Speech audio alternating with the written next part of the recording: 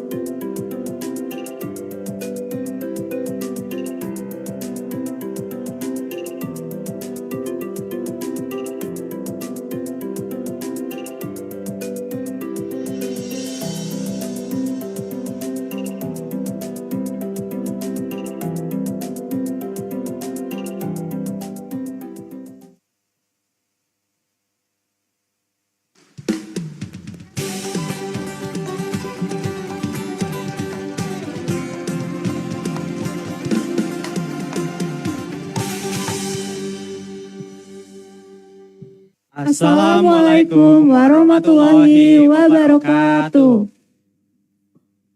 Good morning, ladies and gentlemen. Welcome back to the Great Summer Program 2025. How are you guys? Hope all of you are well and excited for today's program. First of all, let us express our gratitude to God for allowing us to gather here in good health and spirit for today's agenda of the Great Summer Program 2025. I would also like to introduce myself. I am Andre Reifaldo Iglesias and my partner. I'm Bunga Zahra. We will be the master of ceremonies of today's event to guide you until the end of the session. First, for your attendance today, our team will now share the attendance link in the chat box. Please make sure to fill it out before you leave the meeting. This is very important. Honorable guests, the Dean of Faculty of Education, Technology, and Industry, distinguished guests, and all esteemed participants of the Great Summer Program, We would also like to thank the audience for attending today's event, especially Associate Professor Dr. Mustika Nur Amaya Handayani as the Chief Executive of this event, as well as all great committees and participants from each country. So before we start the event, we will remind everyone the rules for the online event. First, join the meeting on time. second, attentively pay attention to the lecture and actively engage in the discussion. Third, turn on your camera with the virtual background provided by the committee, unless there is a connection problem. Next, turn off your microphone at all times when the lecture takes place to avoid disturbance of the class. However, students are allowed to turn on your microphones during the Q&A and discussion sessions, or when the instructors and speakers encourage you to speak. Unless given instruction or permission to speak directly, you can use the raise hand icon to ask questions or voice your opinion. You also can type what you want to voice out in the chat box. Wear proper and comfortable clothes that you are usually required to wear in class. And also respect the speakers, instructor, committee, and fellow students by behaving appropriately during the virtual meeting. Lastly, toilet breaks are allowed as needed, therefore feel free to do so without notifying the committee beforehand, as long as you return to the screen accordingly.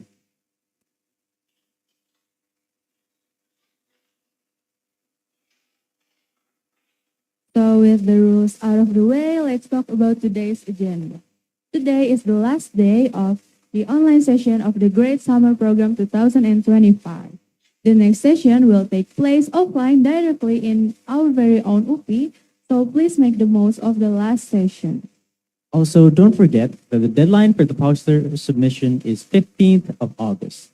So make use of the breakout rooms later in the session to finish your work. In today's session, however, you will learn about design thinking, green skills, and the integration of artificial intelligence in digital learning in TVET. So please stay tuned because there will be workshops, simulations, and fun interaction. And today, we also have a challenge for all participants. The challenge is creating a 1-minute mini vlog. The mini vlog's topic is completely free as long as it's related to the Great Summer Program 2025. So as an example, you guys can talk about today's speakers, how informative they are, or perhaps you can talk about the past few days of the Great Summer Program 2025. And the topic is up to you. The best mini vlog will get an award during our offline conference on the 20th of August. We also have instructions for the mini vlog shown on screen. 1, please record yourself joining the summer program, for example, the video of you hearing a guest lecture, and also make sure your face appears on the scene. 2, please create an introduction video that consists of your name, major, university, and nationality. Please record yourself giving your impression and feedback for this event. 4, submit to Google Drive, follow and tag Instagram account at fpti.upi. And don't forget, you guys can scan the barcode, the QR code, to upload your video. Okay. So, are you all ready to explore what amazing things await us in the third day of the Great Summer Program in 2025? Personally, I'm very excited for today Why is that? because today is interesting agenda. What do you think, Kang Andre? Yeah, I think so too, because I've heard that there is a speaker from TU Dresden, Germany later down the line. Wow. I think that's going to be quite interesting. And I want to know how excited all of you are. To show your excitement, please give us a reaction, guys. Maybe some heart emojis, thumbs up, or an applause.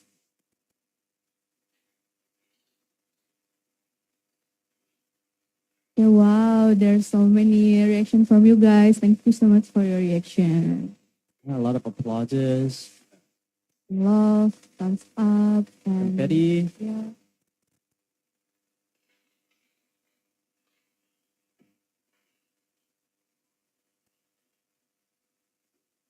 Okay, let us begin our first main session.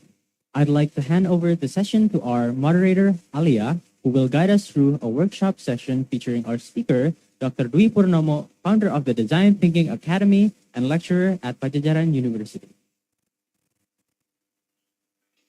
To Alia, are you present now? Okay. Can you hear me? Andrea, Bunga. Sorry, Alia, it seems that you are a bit quiet, maybe inaudible. Okay, wait.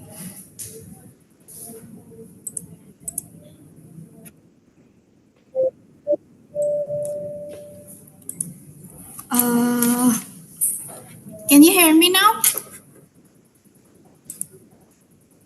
Sorry, Alia, your voice isn't very clear. How about now? Okay, it's clear now. We can hear you. Okay. Thank you so Okay, much. Alia, the for- floor is yours. Okay. Thank you so much for the permission by Andre and Bunga. Let me to get permission for open decision. Assalamualaikum warahmatullahi wabarakatuh. Ladies and gentlemen, good morning.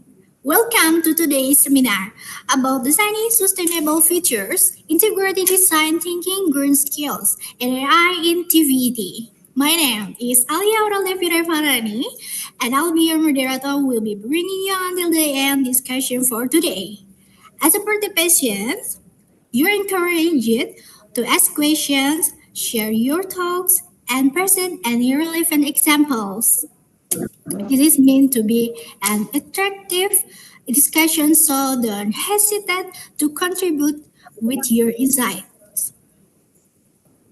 Now, let me introduce our guest speaker for today, Mr. Dr. Insinyur Dwi Purnomo, STP MT IPU SAN Engineering from Pajajaran University as a founder Design Thinking Academy.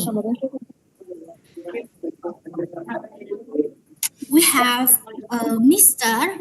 Dwi Purnomo, who has have education by bachelor from professional engineer certification in Pajajaran University, Master Agricultural Industrial Technology in Pajajaran University,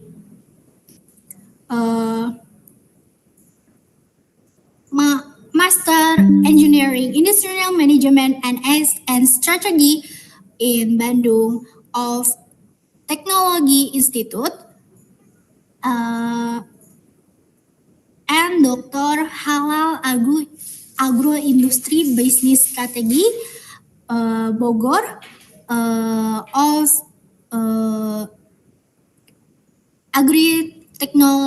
Agricultural Institute. And we have achievement in here. We know about Mr. Dwi Purnomo has achievement in design in this in innovation award in education, and outstanding young person, national activator of entrepreneurship, best paper award, founder the local neighbors social enterprise hub, certificate master trainer design, and ASEAN engineer and senior professional and engineer. And we know about Mr. Dwi Purnomo have a work and organization experience and associate professor in Pajajaran University at Tersak. Okay, but the first before you give a presentation, May all we know the name called you Mr. Dr. Insinyur Dwi Purnomo STP MT IPU ASEAN Engineering?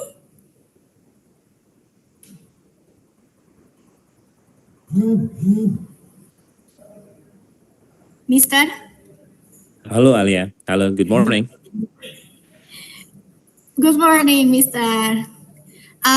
But I want to ask you before we next the session.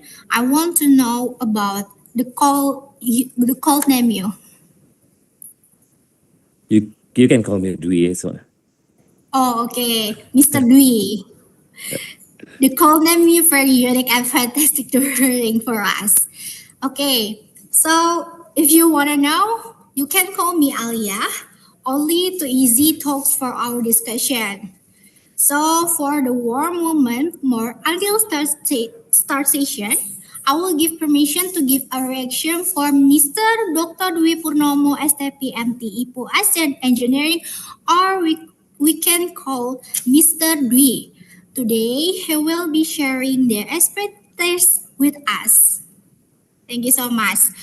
Thank you so much. Please welcome.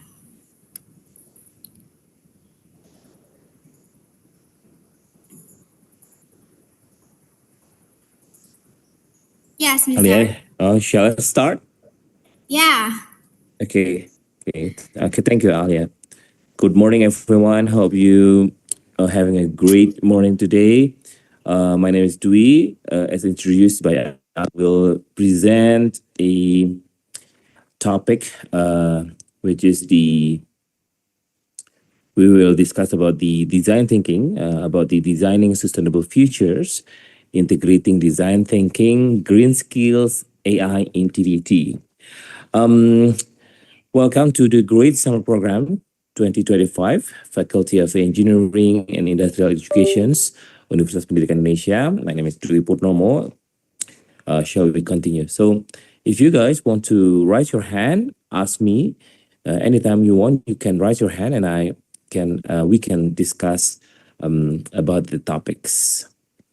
Okay, I think I would like to say thank you to the community to invite me to this a very honorable sessions with a good topic, a very important topic, and why this is matters now, because green jobs now growing 2 times faster than skilled workforce availability, according to the ILO to 2022, and climate crisis, 8 of 10 Asian youth see it as their top concern also. So today's also is AI accelerating sustainable innovation in agriculture, energy, and waste, according to the UNESCO 2023. And if you could change one thing about your city's sustainability, what would it be? So this is a very good questions, very important questions. What can we contribute to the world through your contributions? So this is our journey today. So I would like to have you to see the big pictures and learn the method, the design thinking, and get inspired and make it yours and talk and reflect. So this is our journey today. So this is the main topic, the sustainability challenge in the AI era, about the green skill, technical and adaptive skill for low carbon economy, AI for sustainability, TVET rules, training, industry ready future-proof talents. So the future will be green or it will not be at all, according to the Bob Grams. So as you know that design thinking is a very good methodology, is a very good frameworks. We can adopt it into a problem solver skill in today's era. Design thinking is a toolkit for change, according to the Stanford D School, consists of 5 stages: empathize, define, ideate, prototype, and test. So the most important thing that we have to be a human-centered as you can.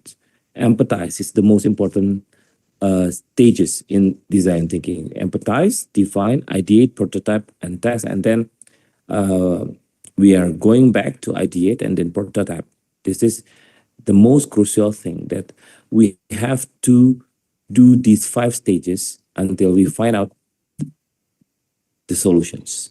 So which stage do you think is the most challenging?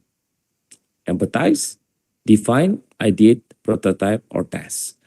Most of us, especially for you, the young generations, the Z generations, it's quite difficult to understand people because they have a lot of activities like now involving gadgets, involving digital screens. So it is very, very challenging to empathize with somebody. So, but this is the most critical part. If you want to innovate, if you want to have a problem-solving skill, that you must drill your skill in empathizing people. So design thinking is a slow thinking process. Slow thinking helps us move from assumptions to clarity by exploring and refining the problem and solution space. You can move from A to B from start by we don't know at all. It is all just assumptions. We don't know and could be. And we move slowly to exactly to have a crystal clear, we know what to do. Do know, and should be. So this is the framework from the design thinking, slow thinking. It's not very fast thinking. So slow thinking is, it doesn't mean that you are thinking, taking too much time. Slow thinking, it means that you have proceed your thinking process step by step, like this one: empathize, define, ideate, prototype, and test. That's what we call slow thinking. So slow thinking help us to move from assumptions to clarity by exploring and refining the problem and solution space. So first of all, the most difficult part from this design thinking is how to define. Most of the people jump into solutions, jump into judgments. So this is the most critical part: how to find out the problem, how to define the problems. So this is the most difficult part: how to define a problem. So we call it as problem space. If you are a design thinker, you must find out how to solve the problem by knowing the roots of the problems. So this is the problem space. And then you move on to the solution space, and then you iterate. So this is what we call a slow thinking, to help us move from assumptions to clarity. So this is another framework. Another framework is a double diamond coming from British design consult. Different from Stanford, these frameworks equipped by these lovely diamonds. This diamond, there are 2 diamonds reflecting that we have to diverge our thinking and then converge. And then for the solution stage, we can diverge and also converge. So this is the step. We have to discover, we have to define, and then we develop, and then we deliver, and then we iterate. So these double diamonds is very important because ensures that we are doing the right thing before doing right, and reminds us to iterate. So this helps us to find out the right solutions. So this is what we call as a slow thinking process. Doing the right thing by doing discovery phases and then define the problems. After that, then we can develop and deliver. So this is the double diamond process. So why this is very important? Because the double diamond process alternate between divergence and convergent thinking to guide innovations. Why should we diverge? Because we have to hear a lot of from different perspective. We have to diverge. We have to listen from another perspective, especially from the customer or the beneficiaries that we help. So we have to discover with a different perspective and then gather the process by converge the information that we all already have. Then move on to develop and deliver.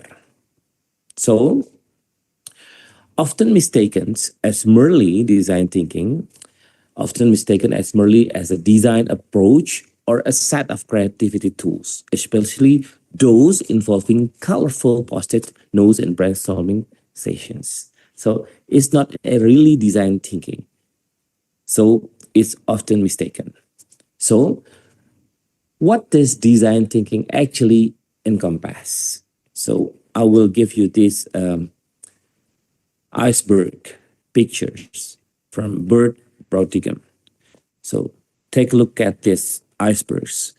This is the typical perception of design thinking. Design thinking is frequently misunderstood. Many think it is just about design tools or equated with a visual creativity.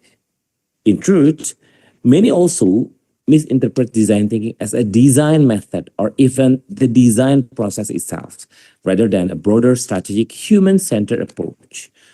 So take a look at this.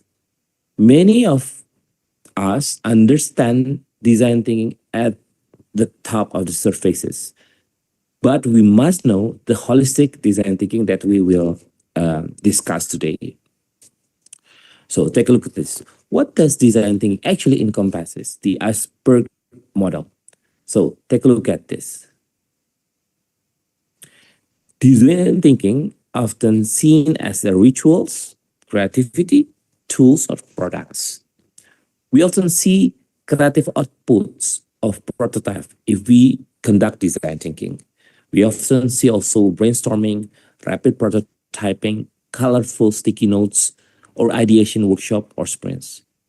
That's the typical of the surface of perception of the design thinking. But what is design thinking actually? Design thinking consists of mindset, culture, way of working, and creative confidence. First, mindset. Design thinking is embracing empathy, experimentations, and learning from failures. And also, it creates cultures, a human-centered, a curiosity-driven cultures. So if we often use design thinking process, probably we have a maturity of a good design thinker mindset and also culture, which is reflect a human-centered cultures. So about the way of working, design thinking is how teams collaborate, iterate, and learn together. And then create empathy, understanding user needs, aspirations, and frustrations, not just superficially.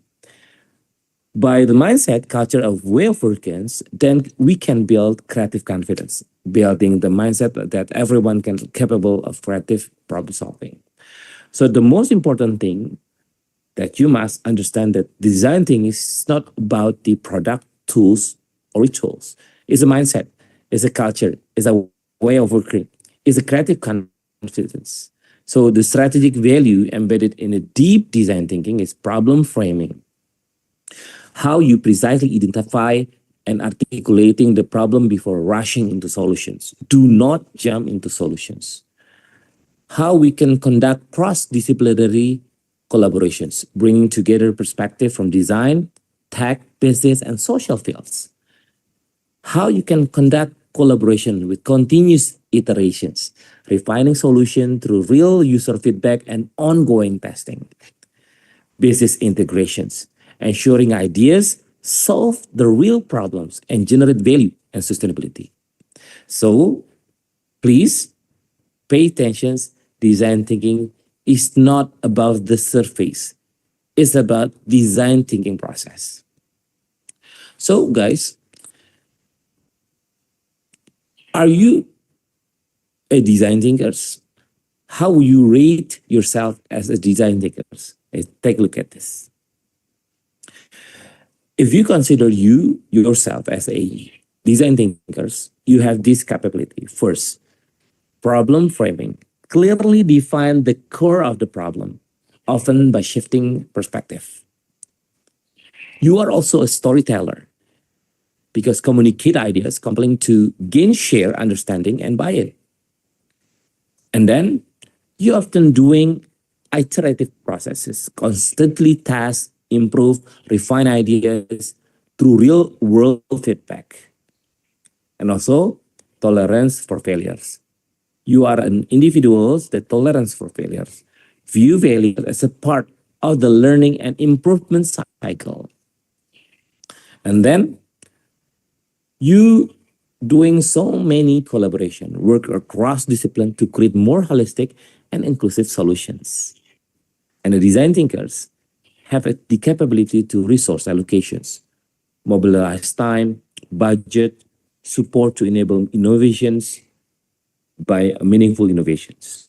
And then design thinking, the most important thing is having the empathy.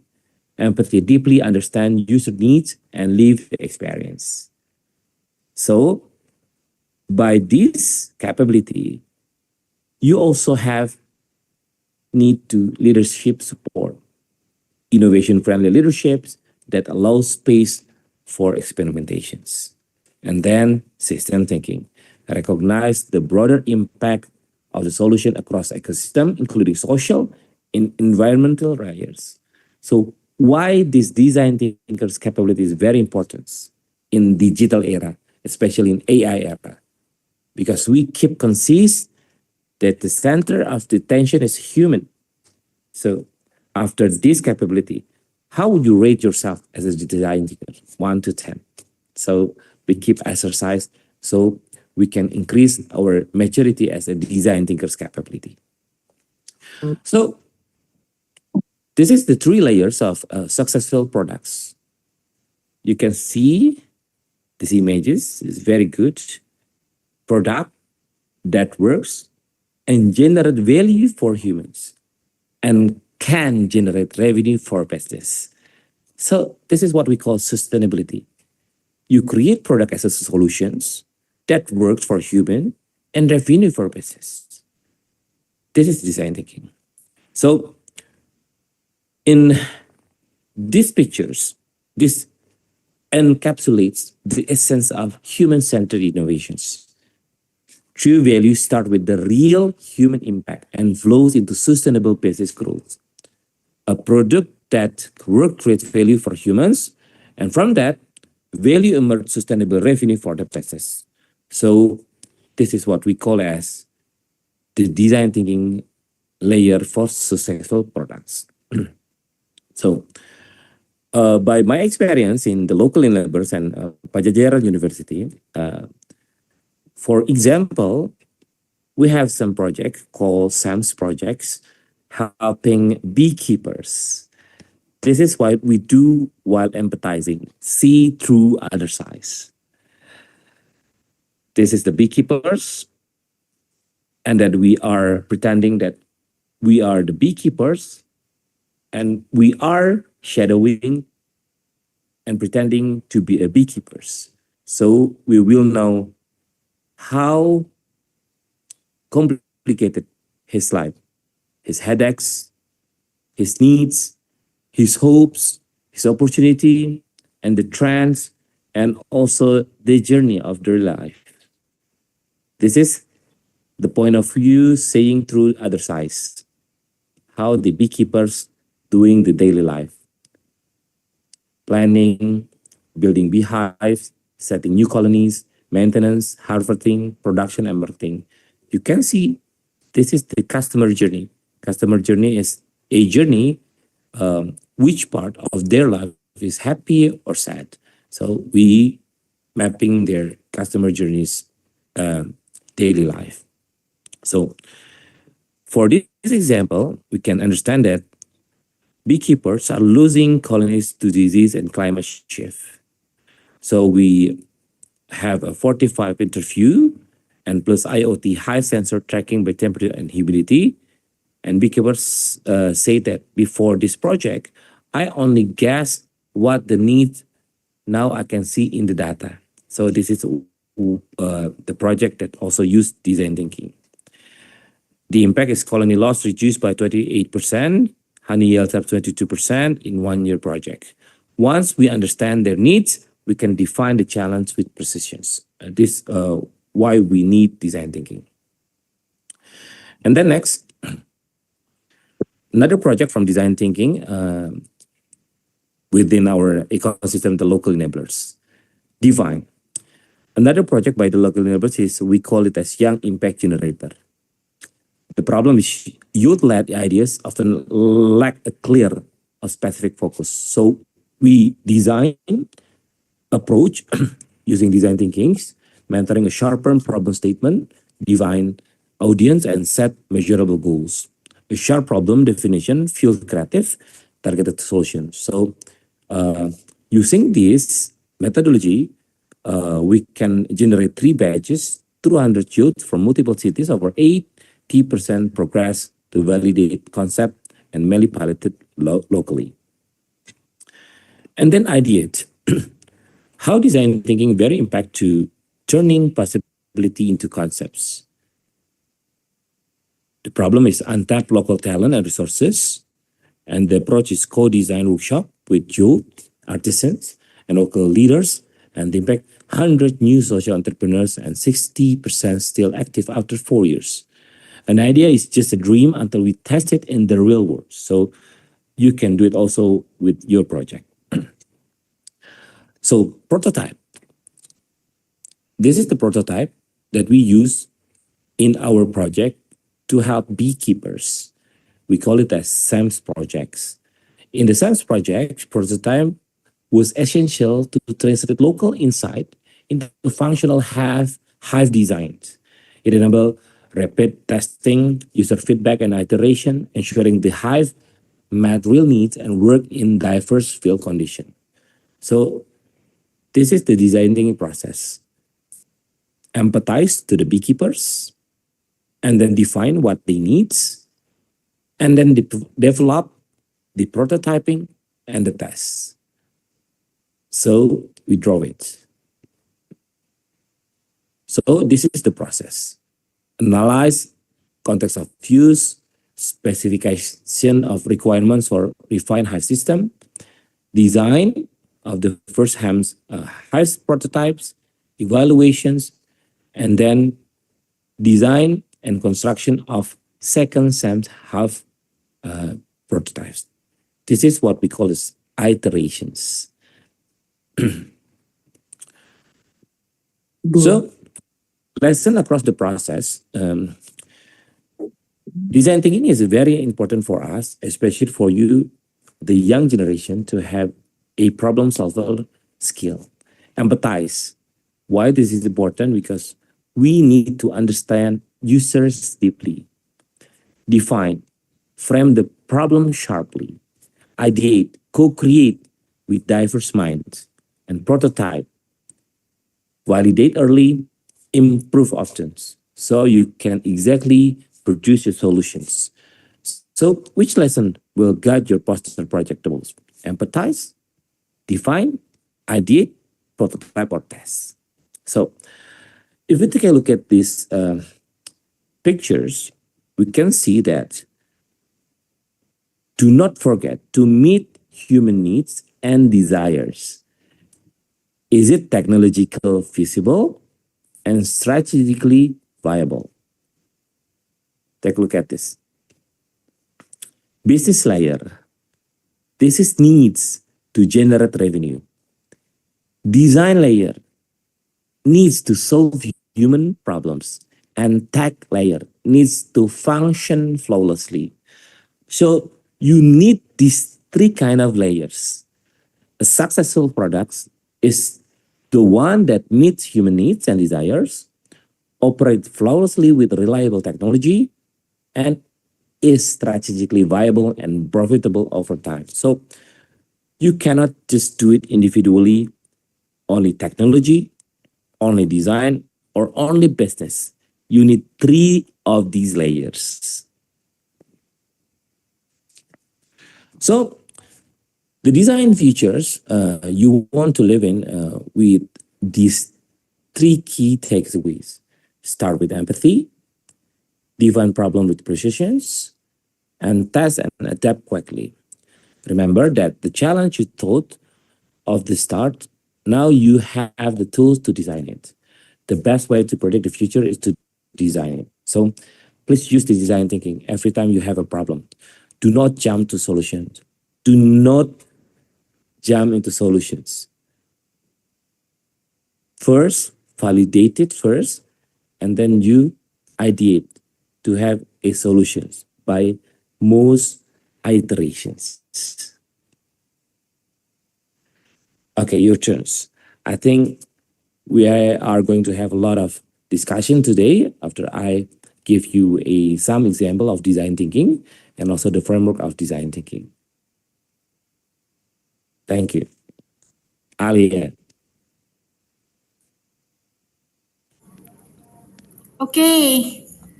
Thank you so much for presentation by Mr. Dwi.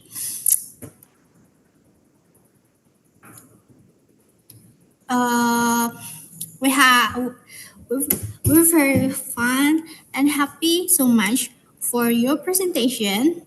And now let's talk more about during the Q&A and discussion sessions for all participants to turn on your camera until finishing session. Raise hand icon to ask questions or voice your opinion. Also can type what you want to voice out in the chat box. Toilet breaks are allowed as needed and free to the discussion. Okay.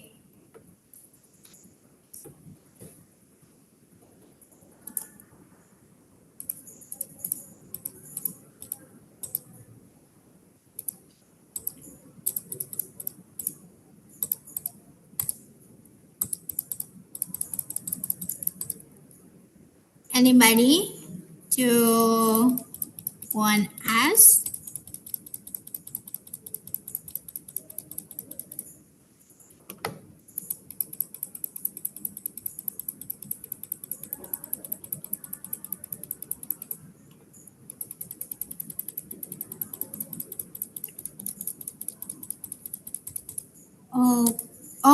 Okay, Wulan. Okay, Mister, we have one question by Wulan Ganasi. Hear my voice, sir?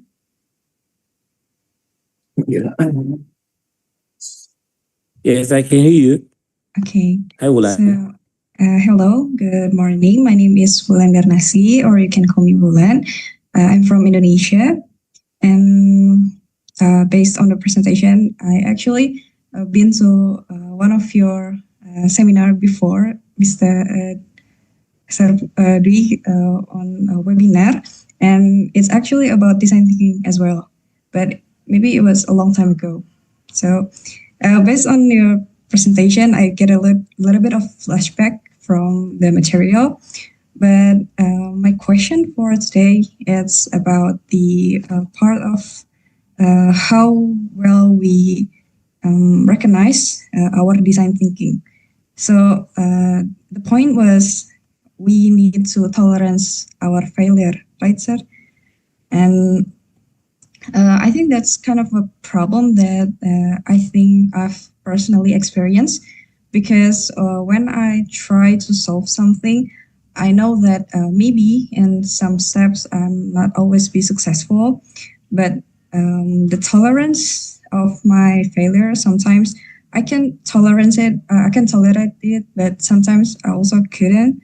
So I would like to know, is there any tips for we to tolerance our failure on the process of design thinking, for do much experiment for our project and just do not afraid to take any step for solving any problem. And then I have another question. Am I allowed to ask too? Sure, Wulan. Oh, Go okay. ahead. And then for the next question, for design thinking, we should not jump into solution. So we need to go through the process, like the steps of design thinking.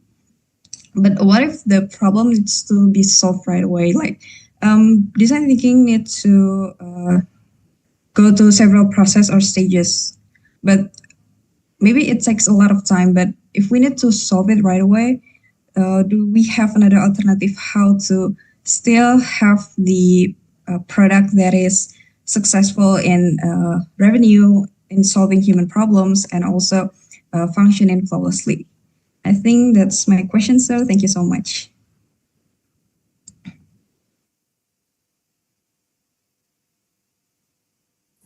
Yeah, thank you, Wulan. Alia, may I answer the Wulan's questions now? Okay. Okay, thank you. You have a good Thank you, Wulan. You have a very good understanding about the design thinking. Recognizing the capability of tolerance of failures, I think this is a very huge challenge here. The capability of tolerance of failures begins with the observing how we respond when things don't go as planned. In design thinking, failure is not the end, and this is the part of learning loop. So you must make sure that this is the part of learning loop. People with a strong design thinking mindset view failures as a feedback, not a personal defeat. So in Indonesia, especially, this is a very common situation that if I have a feedback for you, it concerns as a personal defeat. So be radical. So first of all, people with strong design thinking mindset view failures as a feedback, not as a personal defeat. They remain curious, reflective, and adaptive. So to develop greater tolerance for failures, we need to shift our mindset from I must get it right to I must learn from this. So we have to shift from I must get it right to I must learn from this. This is start by creating a safe environment where experiments are encouraged. This is also the problem in our local society because we are discouraged. We are afraid to have an experiment. So you have to build your safe environments. Mistakes, if you do mistakes, so you discuss it. Mistakes are openly discussed and inside are value more than perfections. We're not looking for perfections. We need looking insights more than perfections. So when we detach our self-worth from outcomes and focus on learning, so we build the courage to explore, test, and iterate boldly. So the outcomes is focus on learnings. We build the courage to explore, to test, and iterate. So ultimately, becoming tolerant of failure is about embracing the explorer mindsets, where each setback is another data point guiding us toward a better solution. So there is no perfections. We're just looking for a better solution with our iterations. So please, Wulan, build or find your safe environment to have your exploration and experiments because it's also a challenge for us. For the second question is also a very good question. We often hear, do not jump into solution, but what if we are under pressure to solve this problem quickly? Is there any alternative when we don't have much time? Yes, we have time limited, but we don't have to skip the design thinking mindset. Do not skip the design thinking mindset. We can compress it. Yeah. Instead of skipping empathy or reframing the problem, we can apply rapid reframing. So do not skip. The slow thinking framework is not about the time. The slow thinking is about the process, then you cannot skip.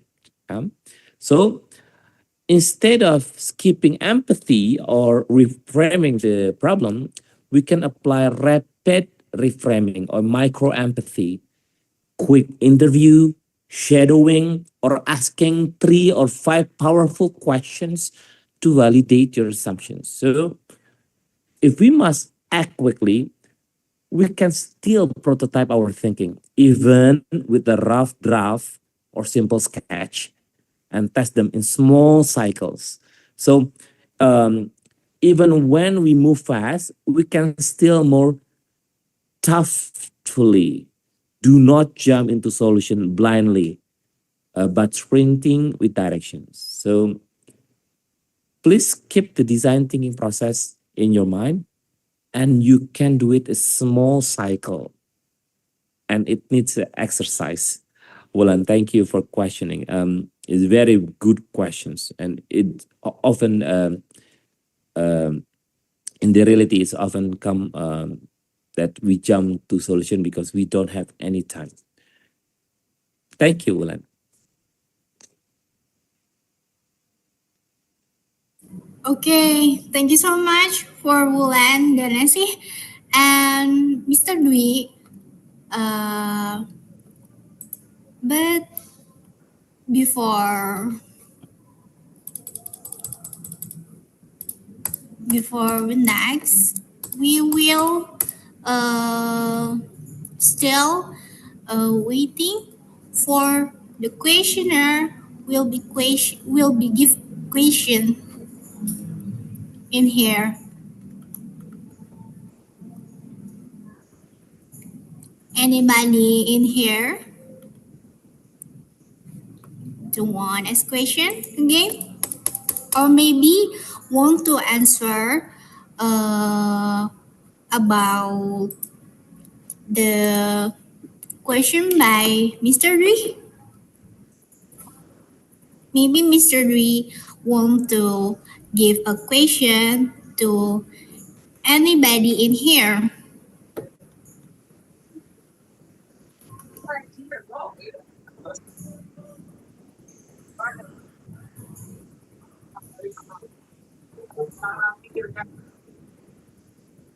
How, Mr. Dwi? Yeah, Uh, anyone would like to discuss with me? maybe we don't have, but if you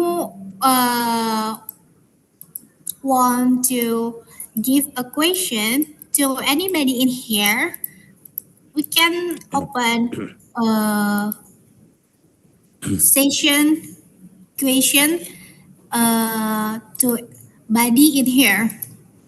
Yeah. Okay. You can ask me a question, or you can have a consultation with me if you have some project. Probably I can help you because many of the project of the young people is probably cannot make a difference between output and outcomes. Design thinking is talking about the outcomes, not the only or the output. So make sure that outcomes is a benefit that attach to the people. So outcomes is very different from output. So design thinking is very outcomes oriented, not output oriented. So make sure that your problem is solving the problems, not only creating products, but solving the problems. So I often give a speech and tell the audience that do not use the term of product, use the term of solutions. So if you have a mindset that you give the solutions, it's not only about the product, it's about how you make people's lives better. So if anyone want to speak with me, I'm very open. You can contact me, or you can ask me now about how can we help your project solve the problem of the people.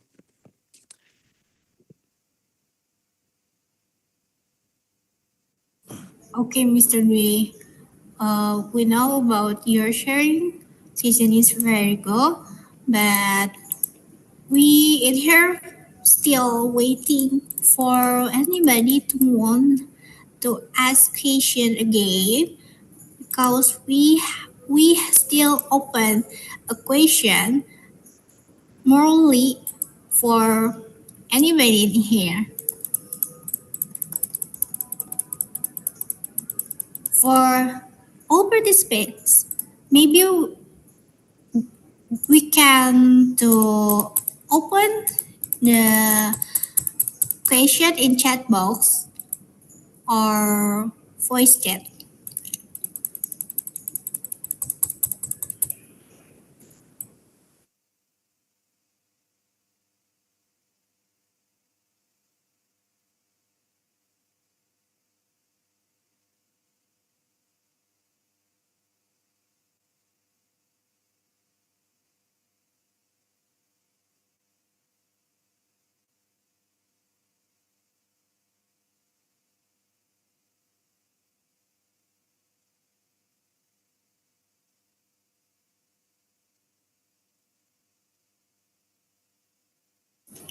Okay, Mr. Maybe we don't have again questionnaire. Uh, we can to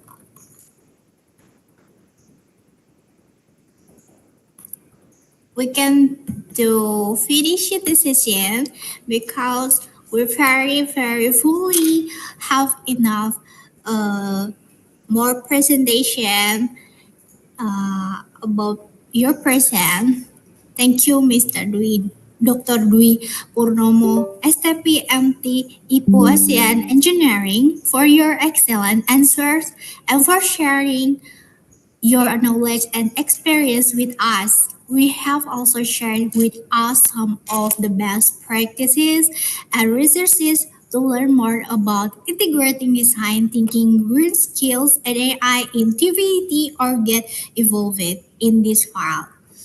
We hope all participants in here have enjoyed this seminar and getting some valuable knowledge and inspiration from our speakers.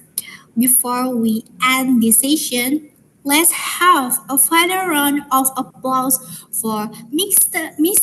Insinyur Dr. Dwi Purnomo STP MT IPO. Thank you so much. And now I will be give the house to Andre and Bunga to take it more session. Thank you so much.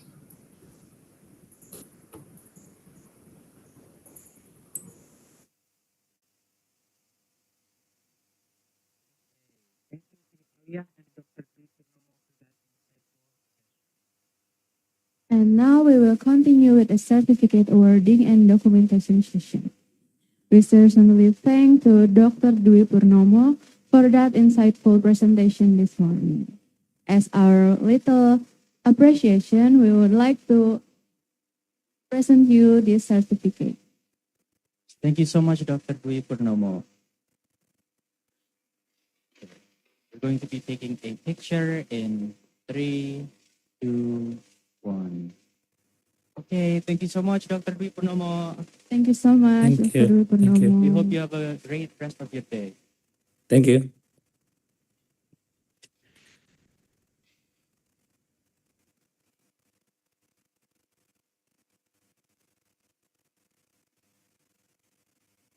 Okay, after this session, I would like to have a little conversation. Depict the orderly and planned patterns and rhymes of life. This motif teach the importance of the structured steps and achieve success through a quality educational process. Attire by Edu Heritage Center. Yeah, so guys, this attire is by the Education Heritage Center. Right here, we have our traditional clothing here with the blue cloth and the blue waistband. This is all from Edu Heritage Center. And Isola is the iconic building in UP. Isola UPI typically refers to the farm villa Isola building within the UPI campus, and now functioning as the main administrative center and a historic landmark with a high architecture and cultural value. Guys, if you are looking for any attire for maybe traditional or uh, uh, maybe other events that fancy events, traditional events, you can go check out Edu Heritage Center in UP.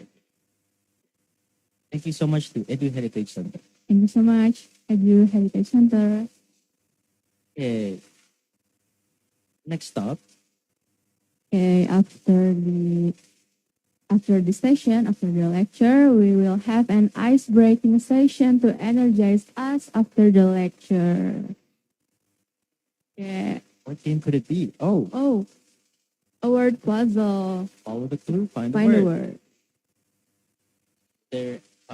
Is there perhaps rules explaining how to play this game?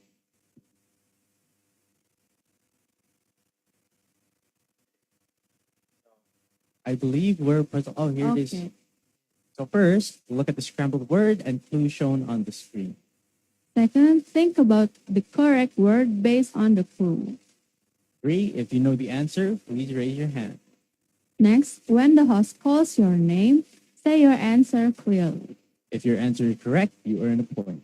So guys, just I think the word is going to be jumbled, and then you guys have to guess what the correct word is. And if you guys know what it is, please raise your hand so that we can call on your name. And Yeah. if you get it correct, you earn a point. Are you ready, guys? Are you guys ready? So, first question. Abilities you develop through training and practice. ILSKLS. Does anyone know what this word could be potentially? Oh, we have one from Inaya Alawiya. Okay, Naya. Okay. You may turn on your camera first, and then you may say what the word is.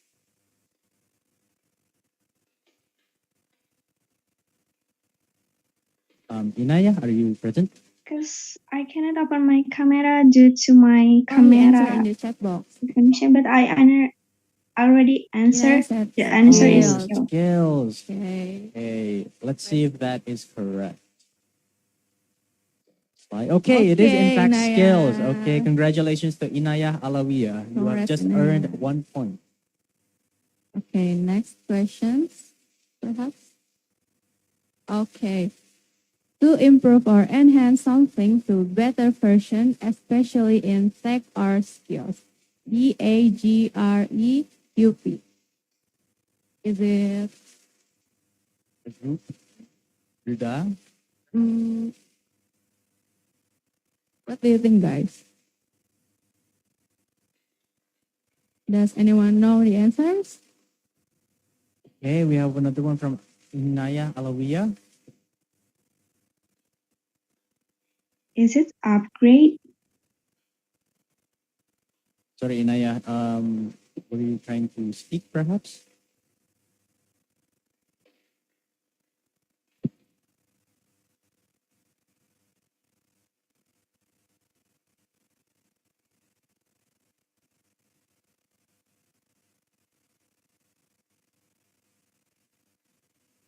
Okay. Okay.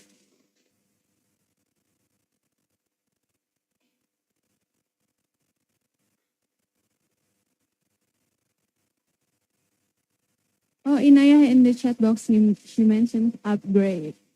Okay, let's see if the answer is correct. Okay, congratulations, Inaya. You have a point again. Inaya is quite in the lead right now. I Yeah. think someone needs to beat her because she's getting all the points from this game. A challenge or situation that needs a solution. EMOLTRB. Oh, we have one not from Inaya. Anisa Ramadani. Would you like to say the answer in chat, or perhaps would you like to turn on your camera and mic?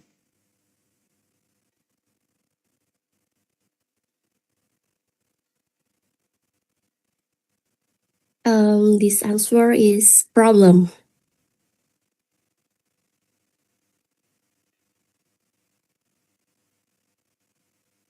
Okay, we actually have a lot of people, but the first person to actually say it is actually Nanda Nanda Firizatullah Al-Fawzan. So I think Nanda here gets the point. What do you think? Do you agree? Yes, because he Okay. answered He first. answered first in the chat. Okay. So guys, you really have to be quick on the draw here. And but first, let's see if it's actually correct. Problem. Okay, it is in fact correct problem. Congratulations. Yeah, Nanda. So guys, if you wanna, if you would like to answer really quick in the chat because many people are going to beat you to it most likely. Okay, for the next one. Okay. Type of education focus on practical and job related skills. Oh my. Wow! Already. Let's see who the first one is. Okay, there is.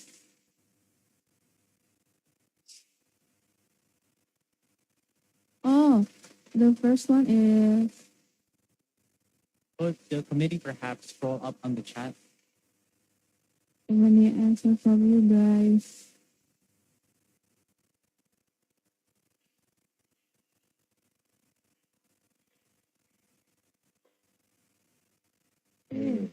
So the first one is Anissa. Ramadhani. She's coming back as revenge for the last time. Okay. Congratulations to Anissa. Anissa. You've earned 1 point. So currently we have. Wait, let's see if that's actually correct. Okay, it was in fact Okay. correct. So you do earn a point. So right now, Congratulations, Anissa. yeah, congratulations. So right now we have Inaya at 2 points, Nanda at 1 point, and Anissa at 1 point. Next up.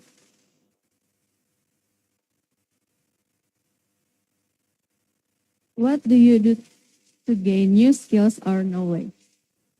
Okay. Already, wow. Wow. Very fast. The first one is Salwa Haura. Okay, let's see if the answer is correct. Okay. 1 point for you, Salwa. Yay. 2 points to Inaya, 1 point to Salwa, Nanda, and Anissa. Next up. Foundation of every profession and career begins with this. Wow. Incredibly fast. Let's see who it was.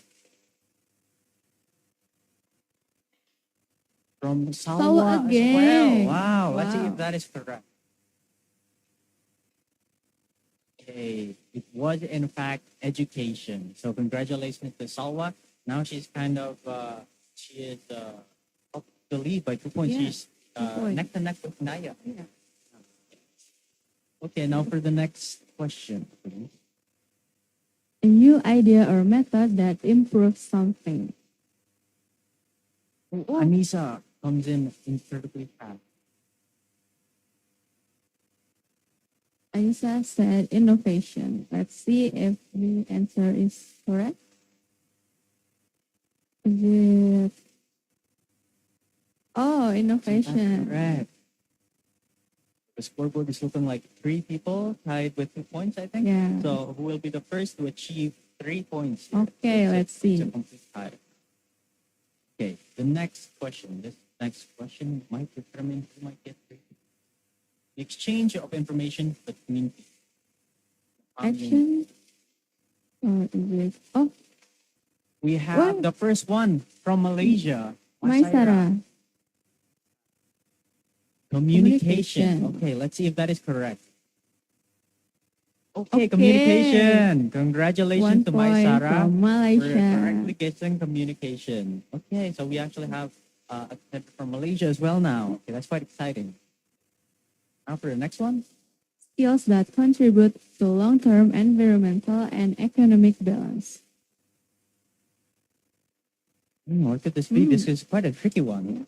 The other ones were quite straightforward, but I think this one is, Oh, someone already got it. Inaya Alawiyah with sustainability. Okay, let's see if that is correct. Let's see if that is correct. Anissa comes in second, in fact. She almost beat Inaya. the participants The is difference was milliseconds, yeah? so competitive. Okay, so you in fact Sustainability. got it correctly. Sustainability. Oh, So that means Inaya is the first to reach 3 points. Okay, will anyone beat her? Because there is two more questions. I believe Perhaps. there's two more questions. So someone could beat Inaya by answering the questions twice correct. come on, guys. Now for the next question. A powerful word for people making a positive difference. It's quite also tricky. Does anyone know? Get it. I also can't kind of guess what this is. This is Yeah. quite tricky.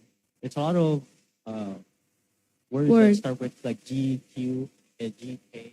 Uh, Not a lot of vowels. oh, Oh, change From- maker. no, no. What is commerce? Okay. So the first one is Inaya. Inaya I think again. Inaya coming in for the lead here. Wow, Trying to go Inaya. for the lead with change maker. Let's see if that is correct. Now, please, next slide. Oh. Wait. She might get off on a technicality here. Inaya does not have an S in the change maker. The first one to actually have an S in the change maker is Rindu Ayu. Oh, Okay. the one word letter makes the whole difference. Yeah. It references more than just one change maker in the first. I'm so sorry to Inaya. Sorry, Inaya. Congratulations, Congratulations, to Rindu, Rindu for securing Ayu. a point in this game. Okay, so right now we Okay. have our top three is Inaya, Anissa, Isa and and I believe Sawa? Sawa. Yes, for Sawa, Haura. correct. Sawa. Okay, I believe this is all for our ice breaking for word puzzle. So thank you so much for the participants who have participated. Thank you for your time. Hope you all refresh, guys. And Yeah. for our next activity, I would like to ask you a question. How do you feel about the ice breaking? You guys think it was fun? Perhaps any opinions? What do you guys think? Fun, refreshing, energizing, perhaps? Okay. How do you feel, guys, about the ice breaking? You can give us reaction, love or thumbs up. Oh, Hi. It's very fun. very fun, so good. So much, guys. Thank you, guys. We're quite, we put quite a lot of time into the committee. Fantastic.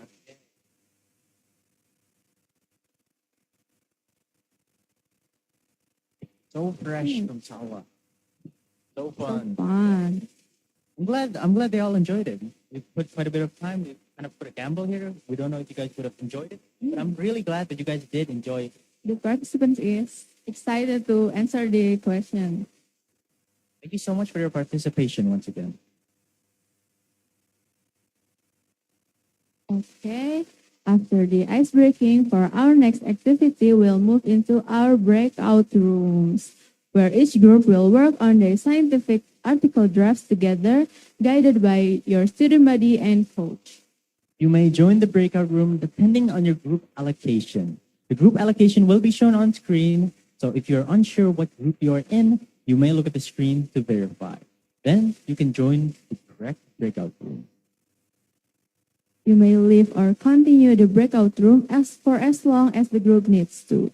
This means you can finish up your drafts and poster discussions. Once you finish your discussions, you may return to the main room and have a break until 12:30. So once again, once you finish your discussion, you may return to the main room and have a break until 12:30. Also, please don't forget about our mini vlog challenge. For those of you who have not submitted yet, you may record your video during the break. So you guys may work on your scientific article drafts and poster, finish that up in the breakout rooms with your respective groups. And then once you're done, if you haven't submitted the mini vlog already, you can go ahead and submit the mini vlog, record the mini vlog during the break and also submit it. And so with that, you guys may now join the breakout rooms and please enjoy your discussions. Thank you.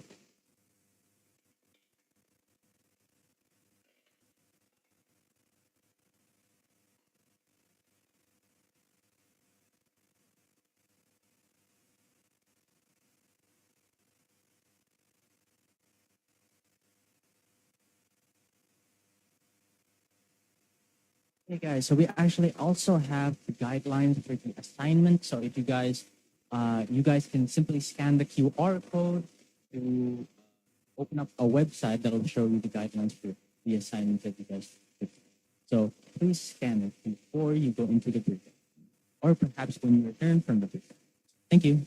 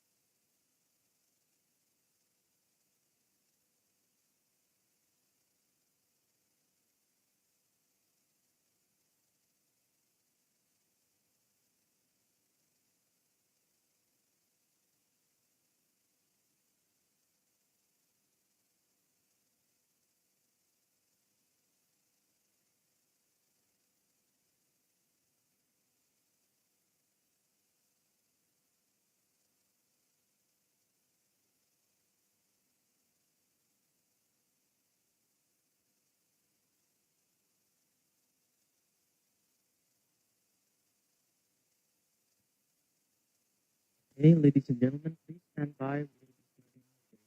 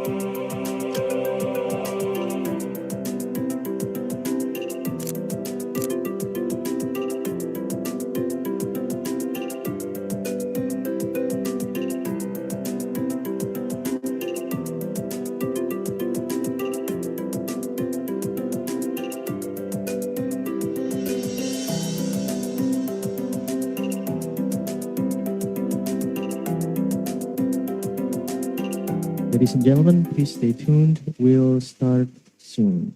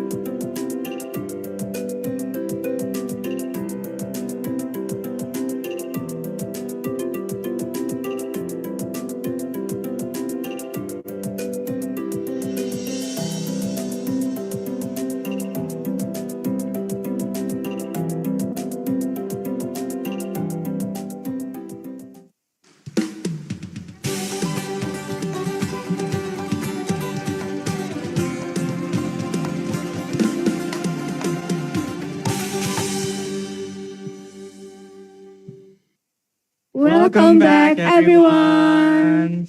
I hope you're all refreshed and ready to continue. So next up, we have a quiz coming up on quizzes. What will the topic be? I heard that the topic is going to be what we've discussed about with the speakers from day 1, day 2, and also what we just discussed earlier, I think, right? Right. Ah, Right. okay. So interesting. So we believe that the quiz is going to be uploaded on the chat of the Google Meet, perhaps, and also maybe the WhatsApp group. So guys, please stay Stay tuned, guys. stay vigilant. Oh, Stay there's tuned. We have the quiz quiz code. code. So the quiz code is 123698. So you guys may join the quiz.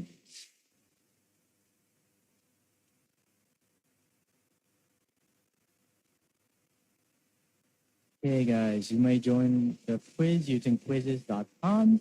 You don't need an account for it, so you can just join right off the bat.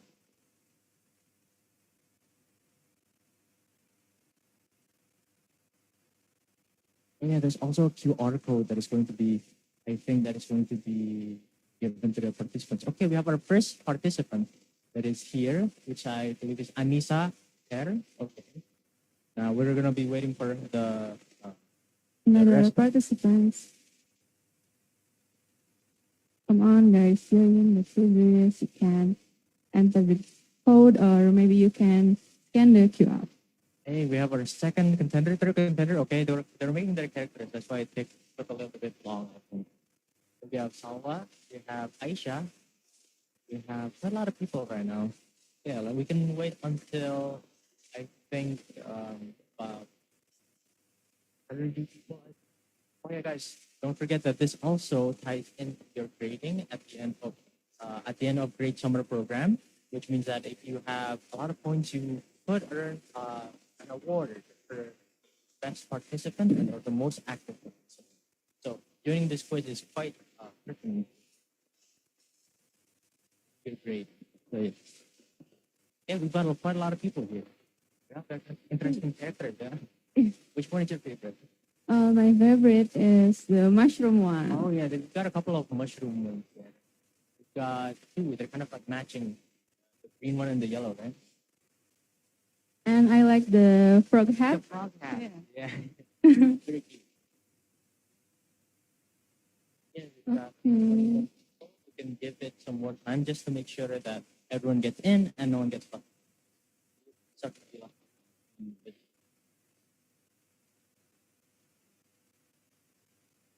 Okay, we've got over 24 people. We can.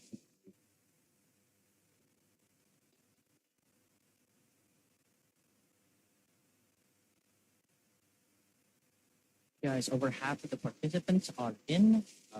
The other half, yeah, as fast as possible. You Because I don't think you can join in the middle of the quiz, right? Yeah. And this quiz is gonna be so fun, so please join, guys. Okay, there's 26.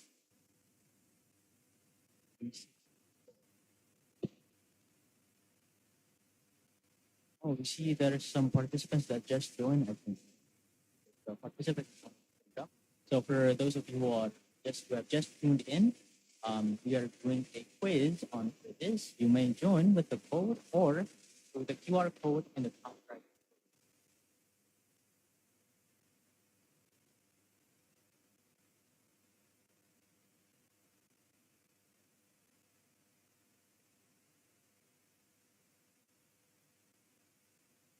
Okay, over 30 people, right? That's quite a lot of people. I think we need 10 more people, right? Just to complete the proposal. 31. Okay.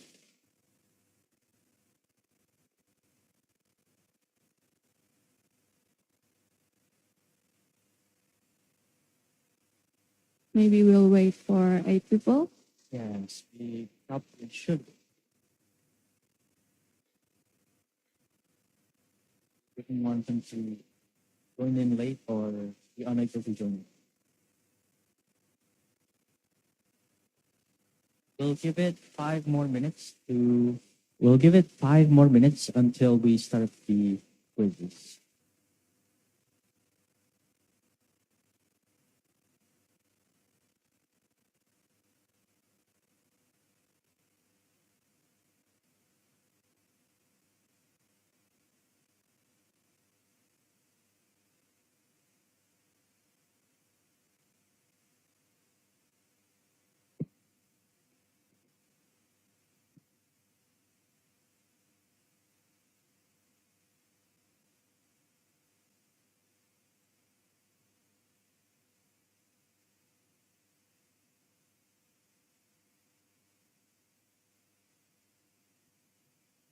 Uh, 3 minutes? 4 minutes? Yeah. Oh, we have another participant joining here. And who has already joined, you can invite your friends to join the quizzes. Oh yeah, you can share the link through maybe WhatsApp or direct messages from the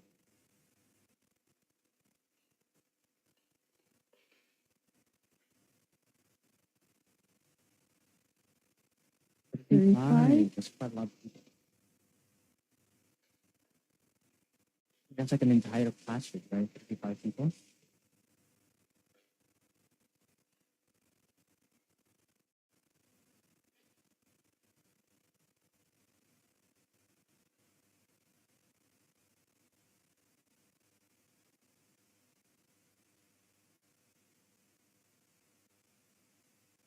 Okay, we've got 2 more participants joining in, 38. Okay, 3 more participants.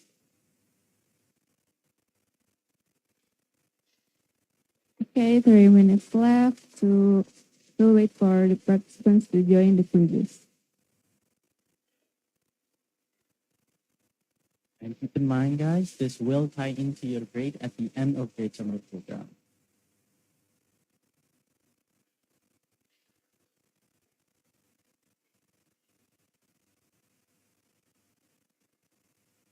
One more? People. Yeah, we just need one more person.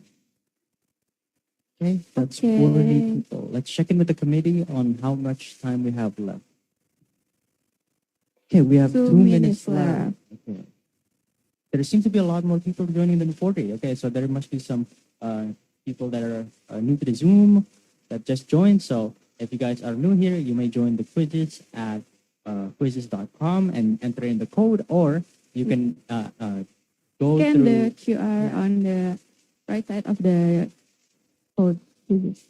yeah, and also the link in the Google Chat Meet and also the the WhatsApp group, I believe.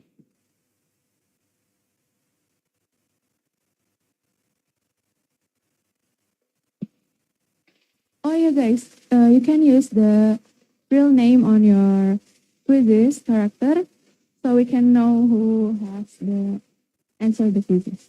Yes, because again, it's gonna tie into your grades, so it will be good if we actually know your real Real name. name. So if you guys have a name that isn't really related to your real name, you should probably change it to something related.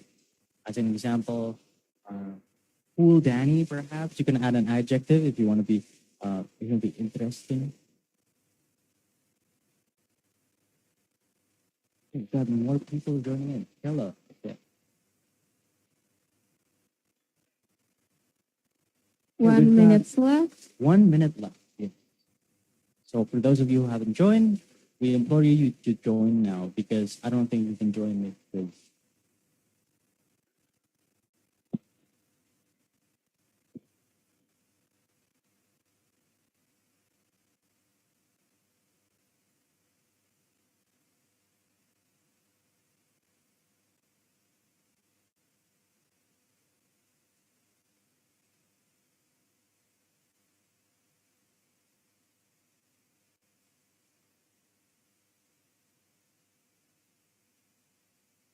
okay, I believe we are starting now.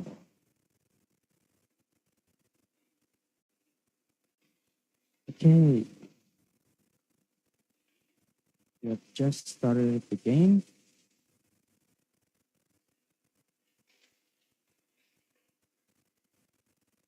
We have our first order from Sheila. Sheila with 1,000 points.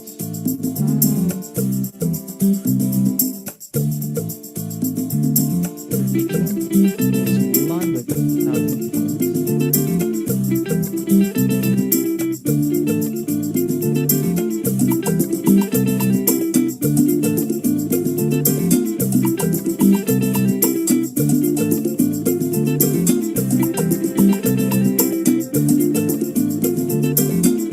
Everyone seems to be in the lead, right?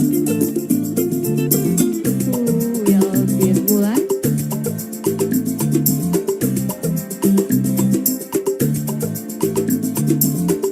Followed up by the second place, Mike Sara with another 3,000 points. Nabila following suit with 3,000 points. Okay, it seems like people are tied in at 4 to 3,000 points.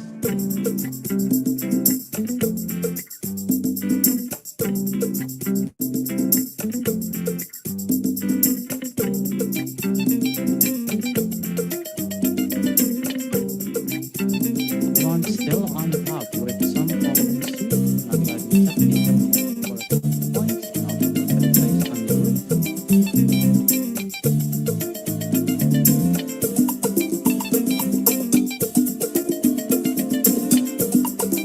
Actually, I want to join the quiz as well because it seems like really fun. Yeah, I am a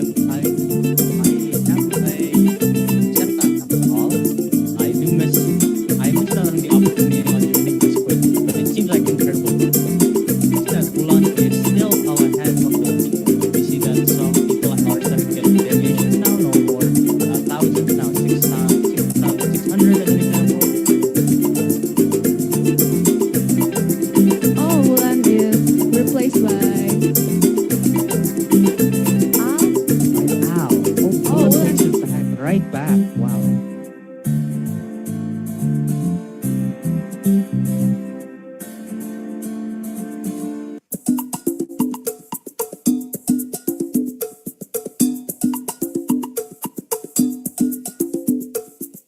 Fight for the first place right now is between Ulan, Al, and Salwa.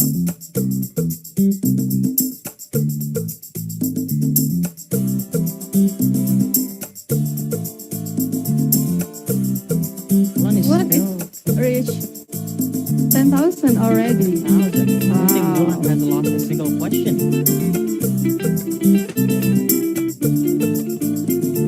Always following suit at second place with over 9,600 points. And the third place, there's Samantha with 9,000 points.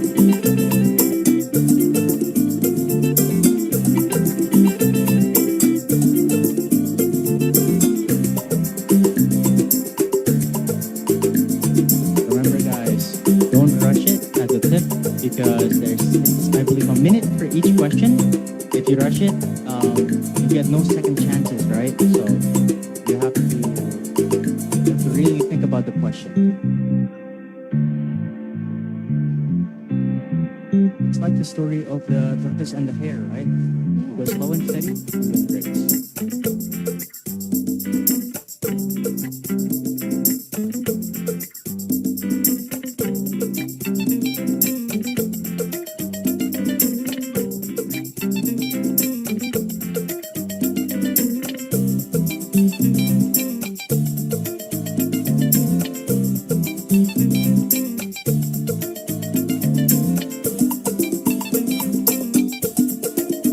Reaching the 13,000. And Wuhan seems to be maybe this is the Hidayah some like 400.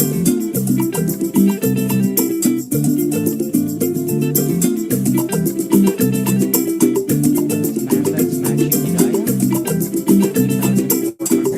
Hidayah gets it right back. Oh, one trigger. Lava Land. Wow. From Nabila Reception.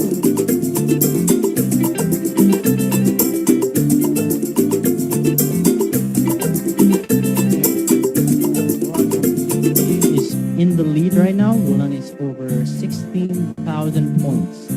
And the second place from Anissa with 2,000 and She just retook Wulan by over 800 points, I see. You think Wulan is still gonna make it back and stay on top? I think Wulan is the lead. It's the first winner from this. Okay. What do you think? I will hedge my bet still on Anissa. Although we support you all guys. Of course.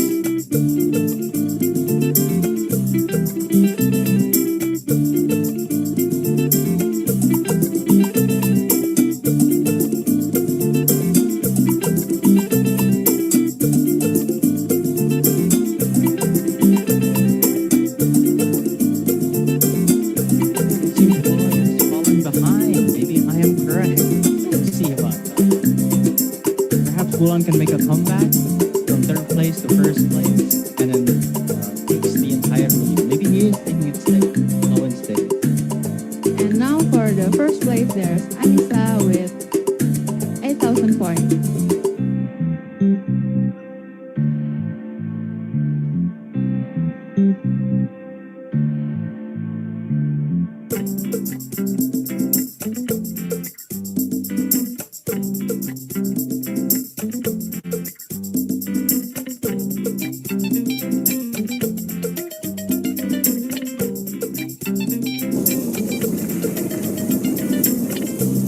Another avalanche by Inaya Alawiyah.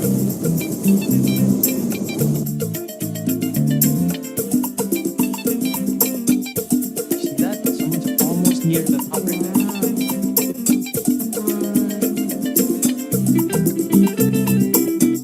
Who will reach the top? Our first master. See that? 1 out of 50. And we have our first one. Anissa.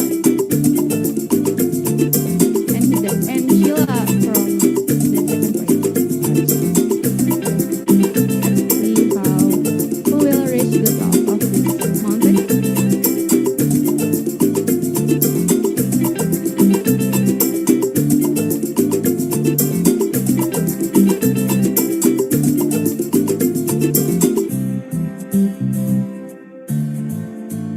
Over 3 people obtained mastery now, which I believe is over 24,000 points.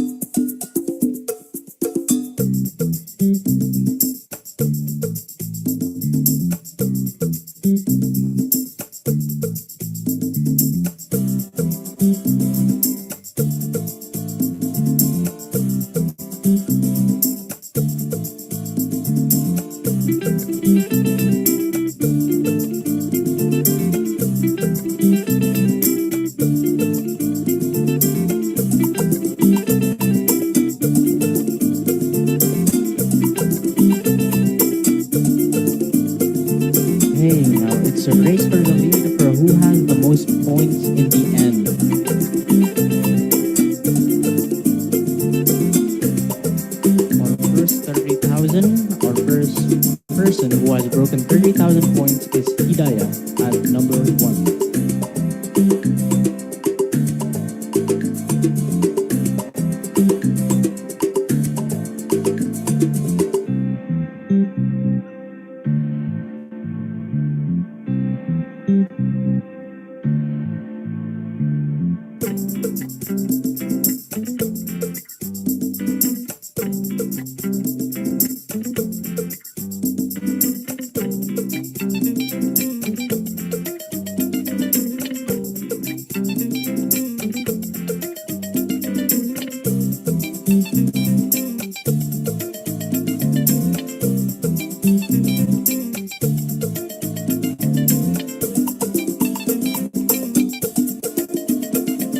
I think Sheila finished with a point of 36,000.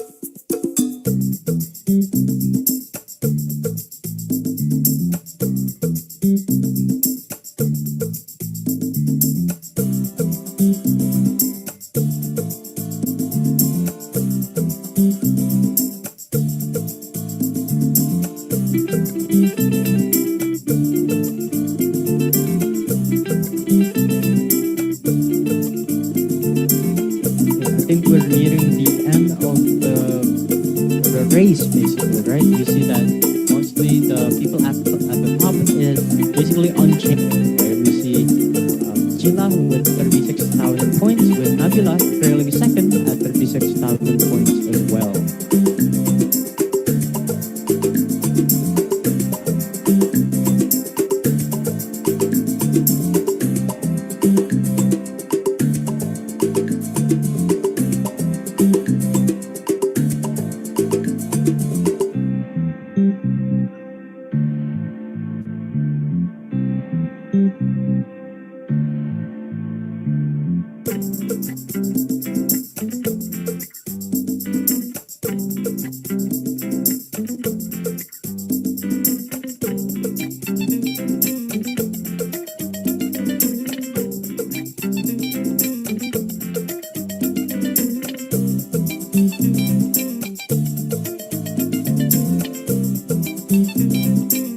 Have a new person at the leaderboard. I think it is Daniela.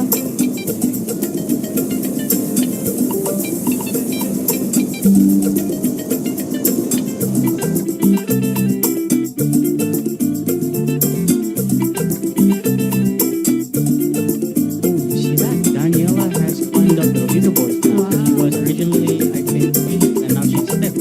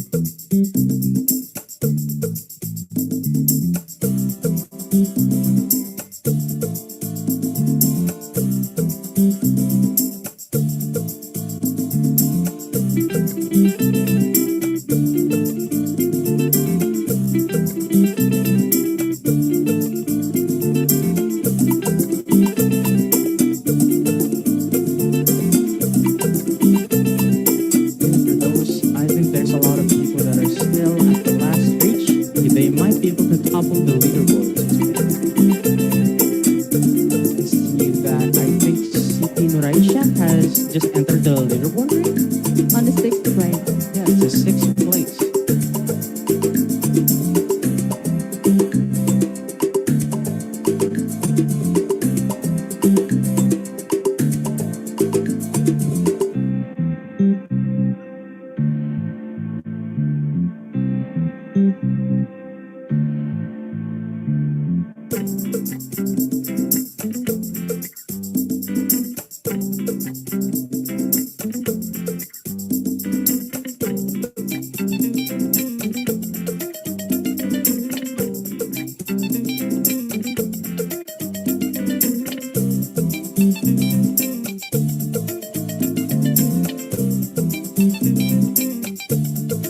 We have another person overtaking in 10th place, which is Naila, I think. Najwa. Oh, yes. 29,200 points. If anyone has over 29,200 points, they might be, oh, it seems that they got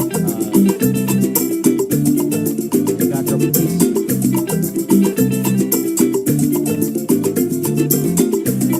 Abdul Kareem just entered the leaderboard at 7th place with Miu Miu. Oh, Miu Miu got replaced. Okay, it's a battle for, it's anyone's battle right now.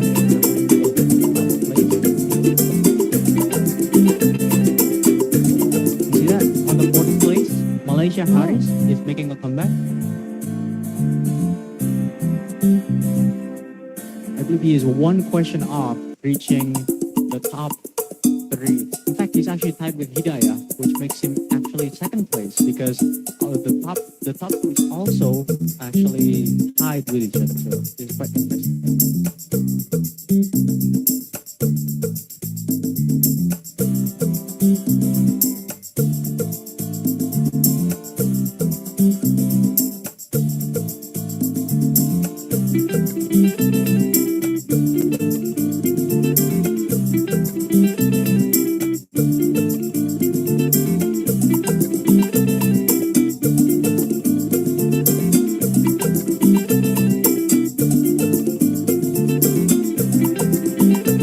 We still have a lot of people kind of trailing behind there. We see the red hat and also the traffic cone is still quite behind there.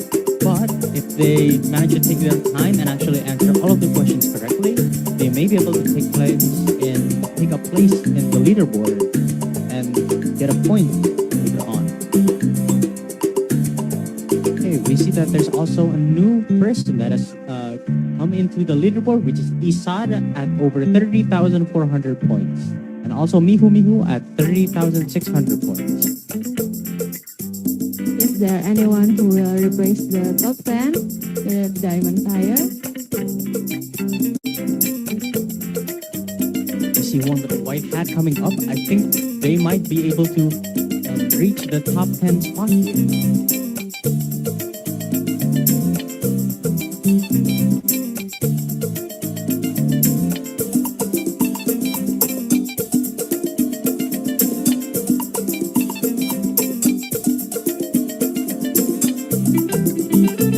We have the white hat actually went in, but I don't think he has enough points to actually reach the top 10 in the leaderboard.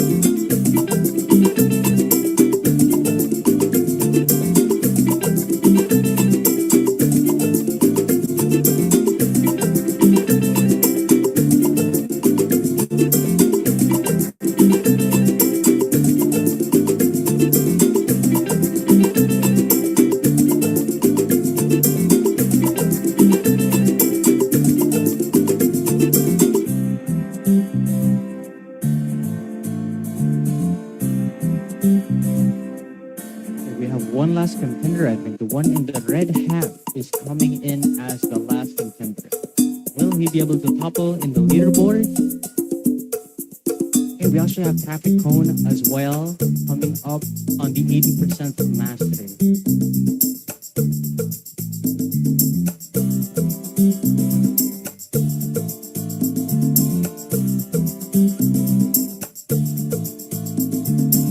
We see one that is top of the lead. Maybe no, they haven't top of the leaderboard yet, but they have entered the end group.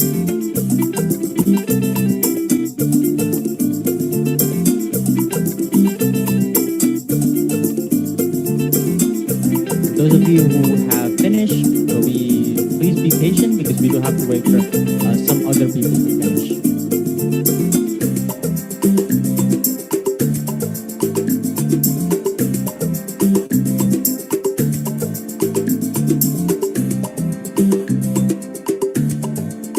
Oh, I don't think I noticed, but there's also a new person in the leaderboard, which is on the number 6, Malaysia Mimi.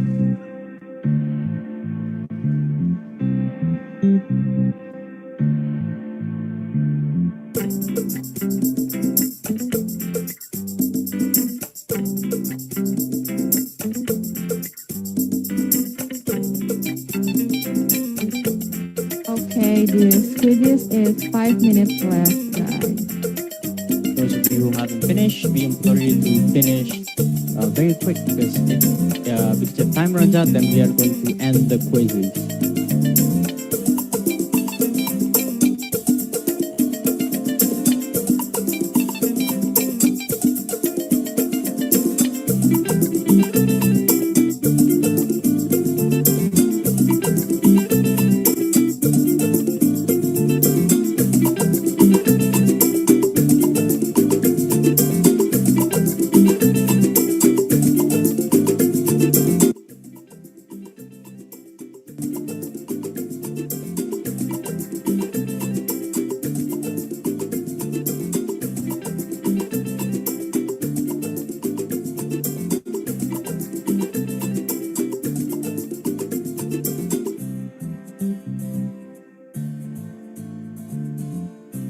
See all of the people and all of their scores right here.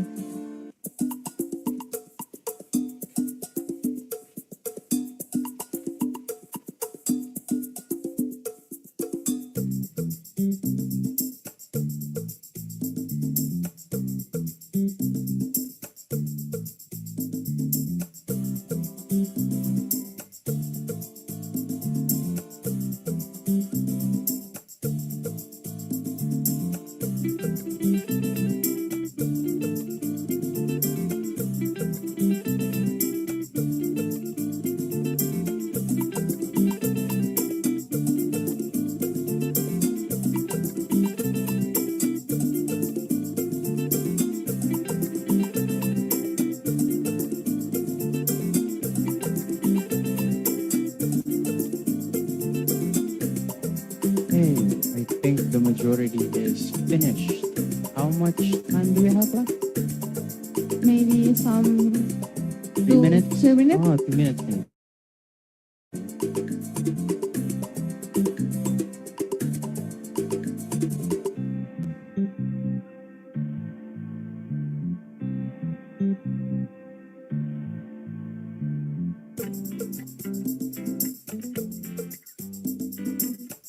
Okay, we're going to be ending the quiz. Okay, let's see the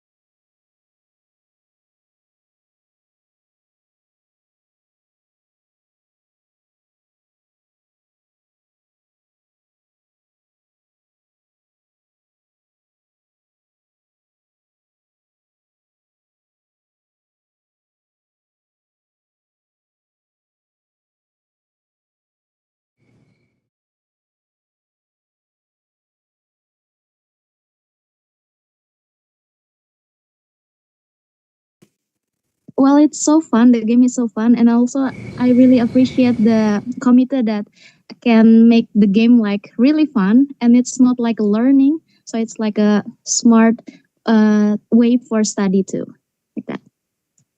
congratulations, Nabila. Congratulations, Nabila. Yeah, thank you. Okay, then we have our second place winner, I believe.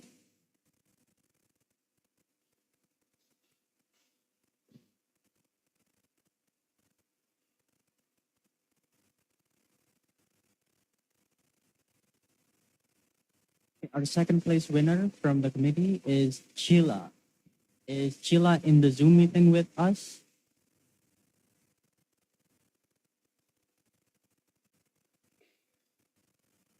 You may turn on your camera and microphone, Sheila.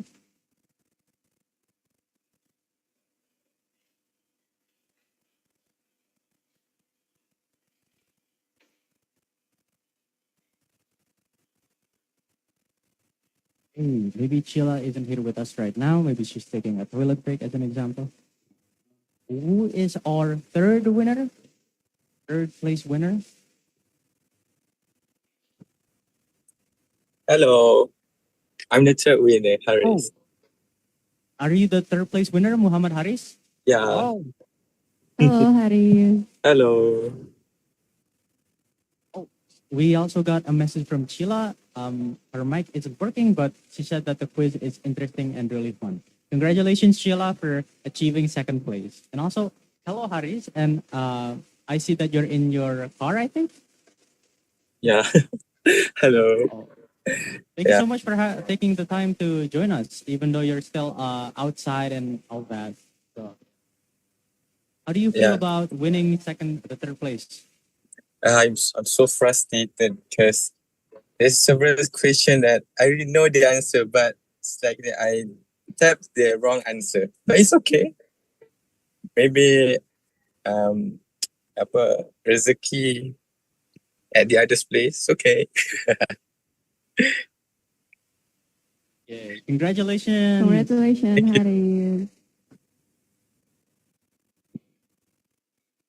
I believe that is all for the quizzes, perhaps. Okay.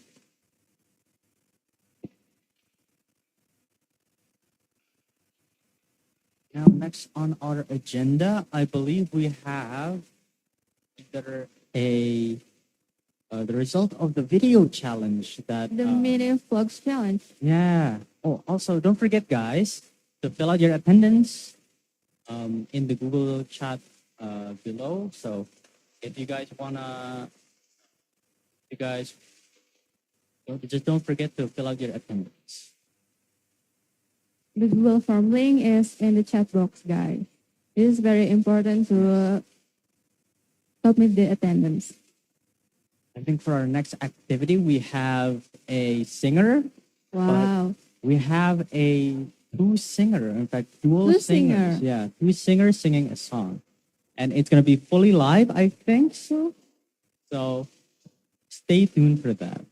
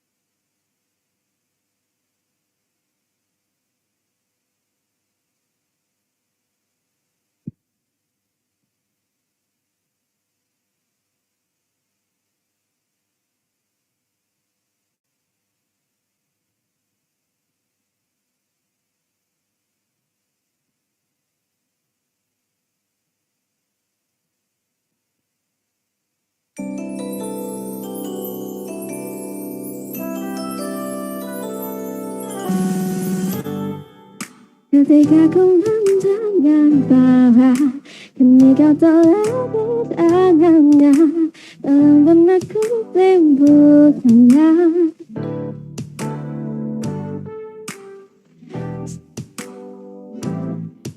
Di hatimu betah kita.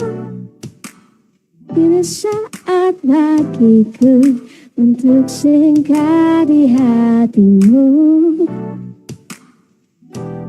Jatuh cinta lagi. Bikin kita berkata bukan berarti ku tak merasa ada yang berbeda di antara kita. Dan tak mungkin ku melewatkanmu hanya karena diriku tak mampu untuk bicara bahwa aku inginkan kau ada di hidupku.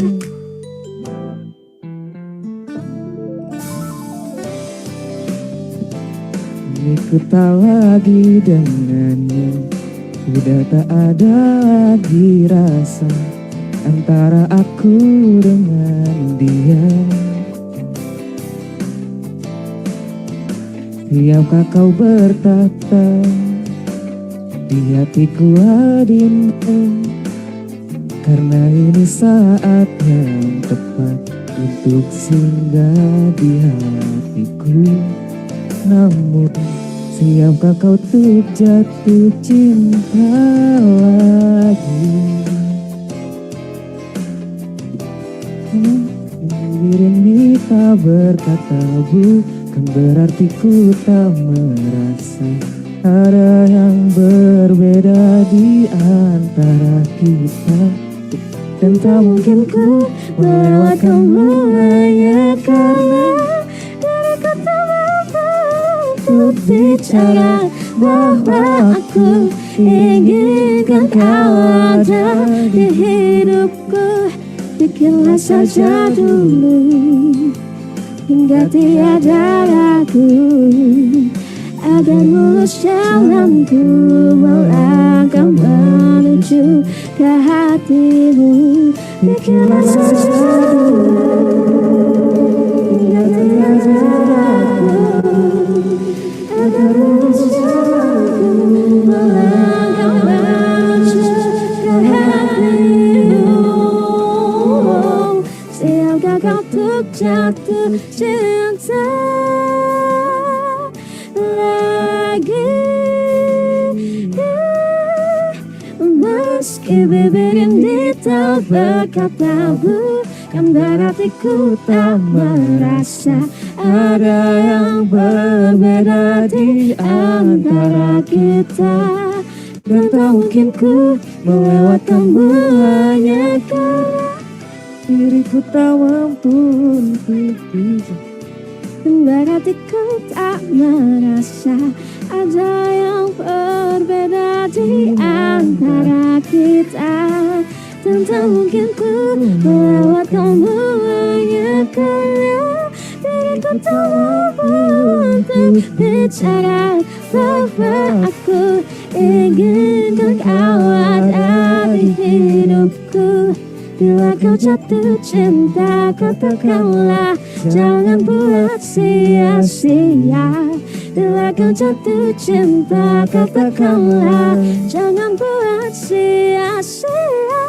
Bila kau jatuh cinta, katakanlah, jangan buat sia-sia. Siapkah kau untuk jatuh cinta lagi?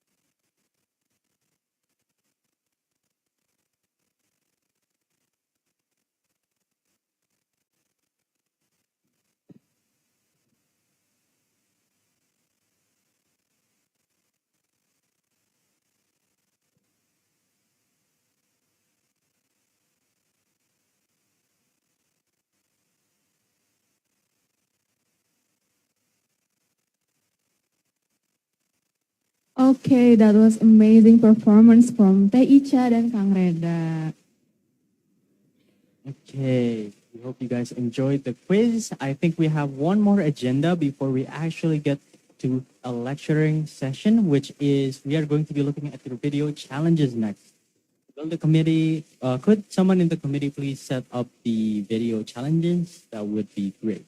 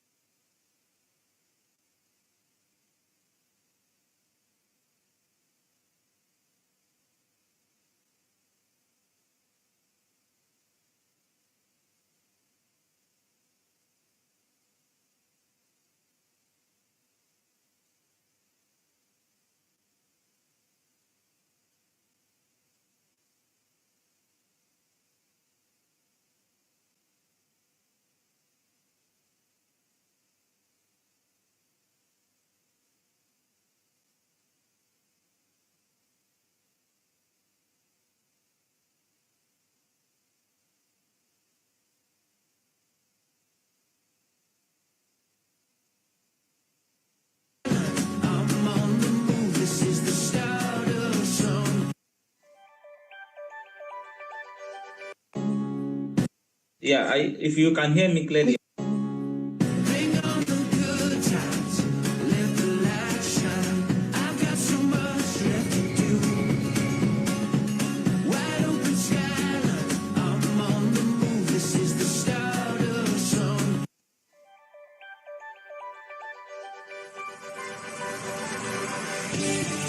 Me, Hanif. Okay.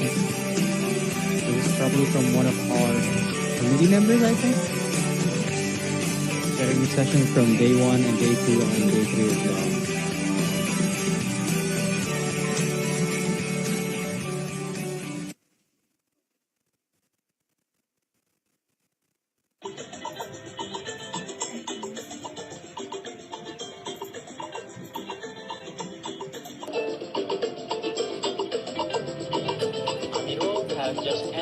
Dwi SC.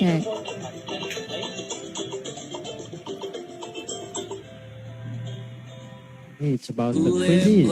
I think it was taken quite recently. Okay, to our next one. From SRHNGL underscore. This is also one of our wonderful committee members, I think, documenting our day 1, day 2, and day 3.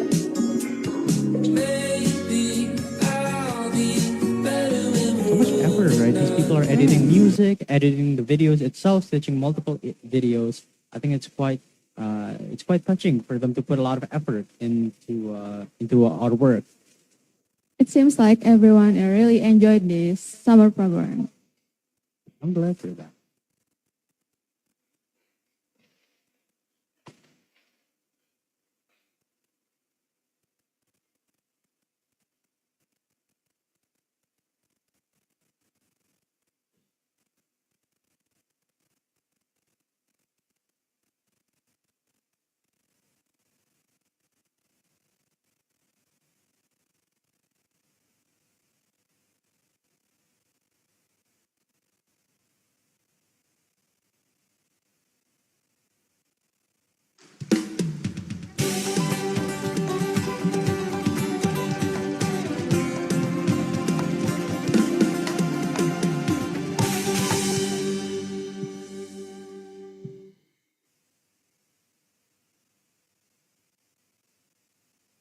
Hey, welcome back to the Great Summer Program of 2025.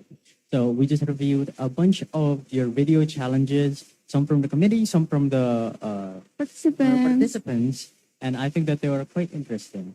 And for those of you who haven't yet uploaded your video challenges, you may go ahead and upload your video challenge in the barcode, like the QR code, or perhaps from the link in the WhatsApp. And don't forget to upload in Instagram account and tag at fpti.upi. Yes, we are looking forward to seeing a lot of your video challenges because we see that there's like a lot of interesting edits with like music and a lot of video stitches, and I think that's quite interesting that we'd like to see a lot more of. So as a reminder, so if you guys haven't uploaded it yet, you can go ahead and upload it. And this is also will become an award, right? If I remember. Yes, the best video will get shown on the conference on the 20th of August. Okay.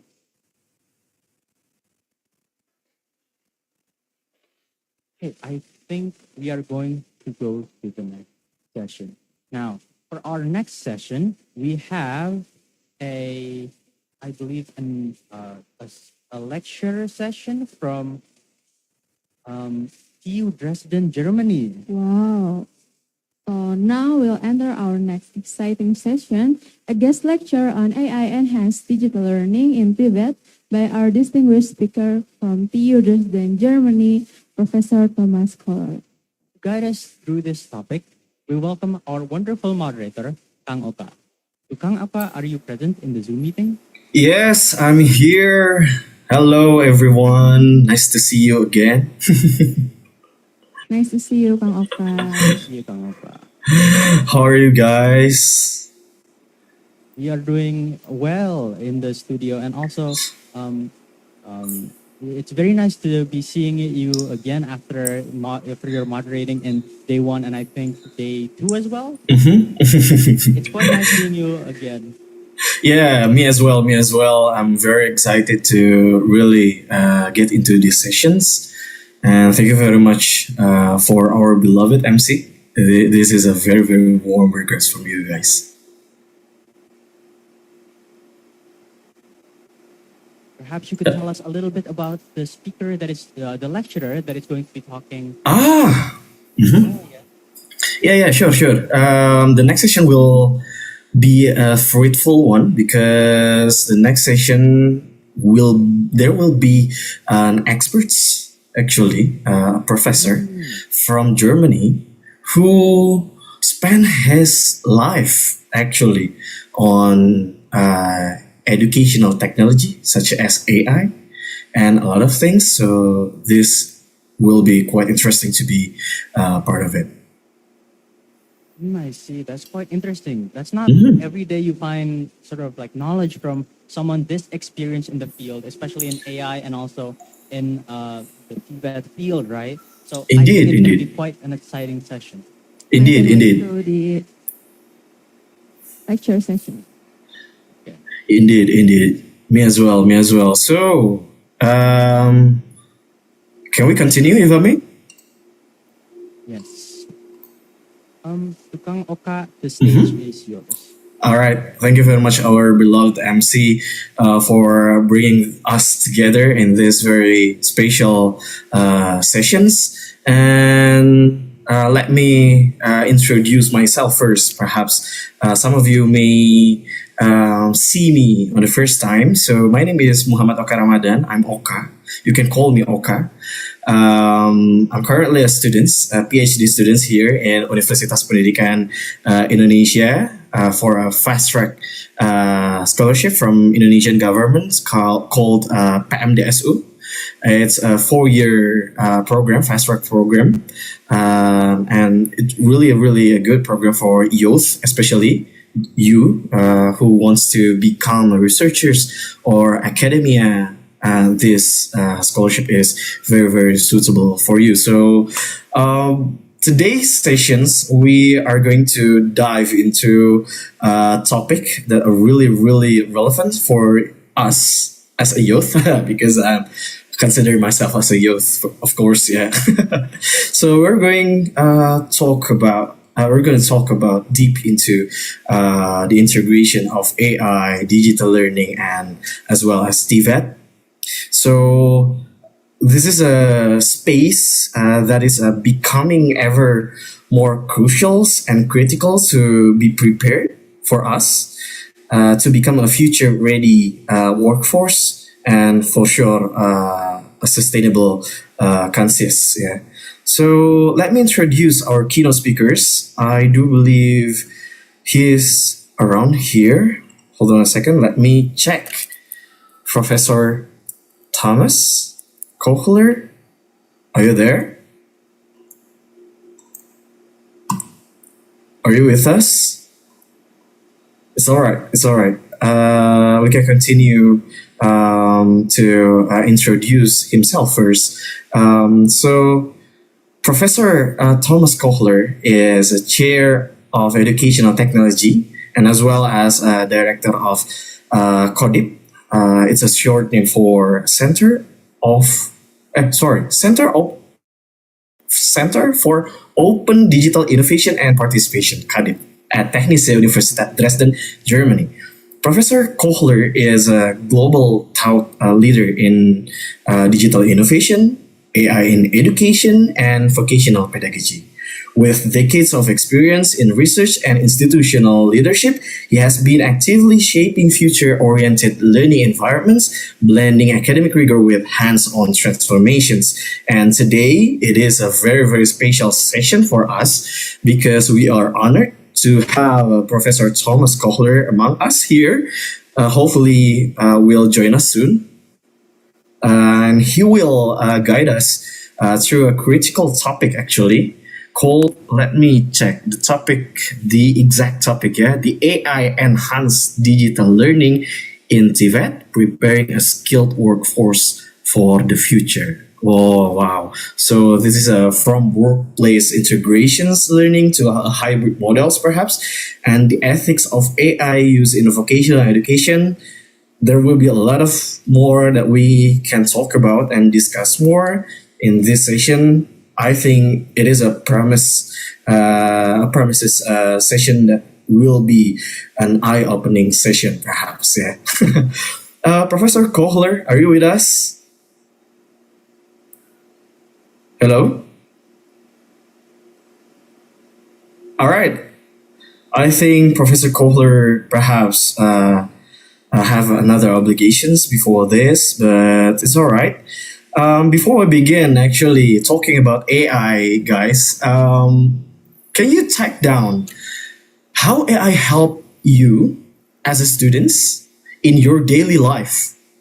You can mention some of the software application of AI, such as ChatGPT, the common one. How do you use ChatGPT for your daily life? Do you use your ChatGPT for complete your assignment or stuff?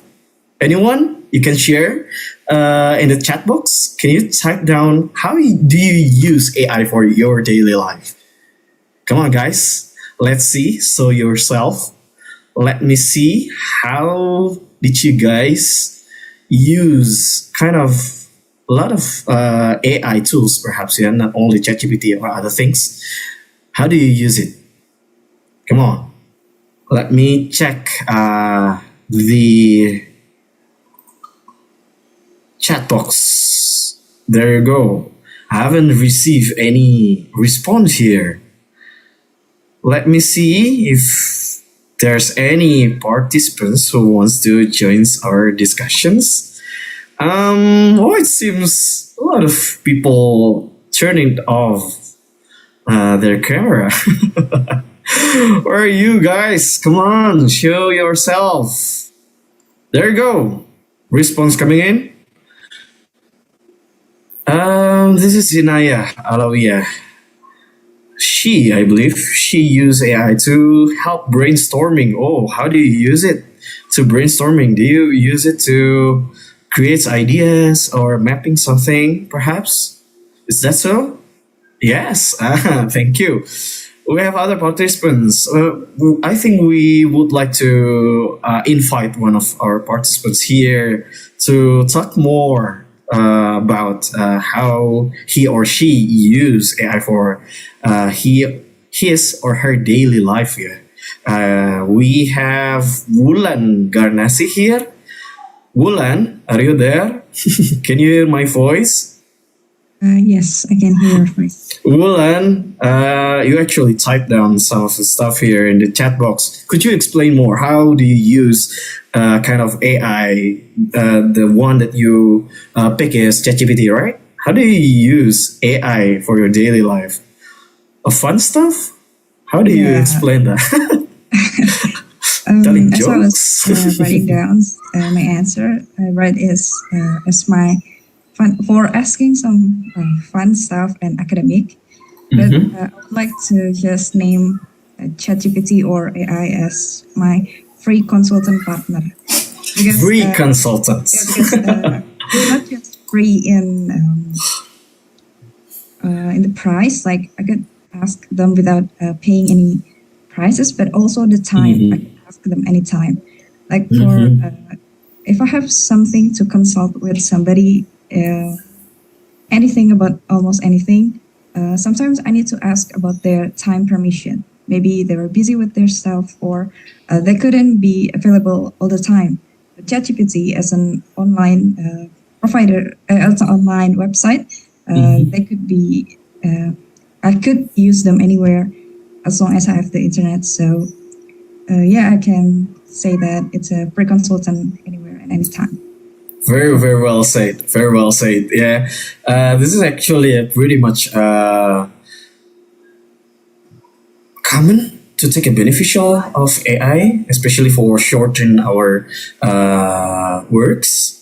That will be a good thing to hear.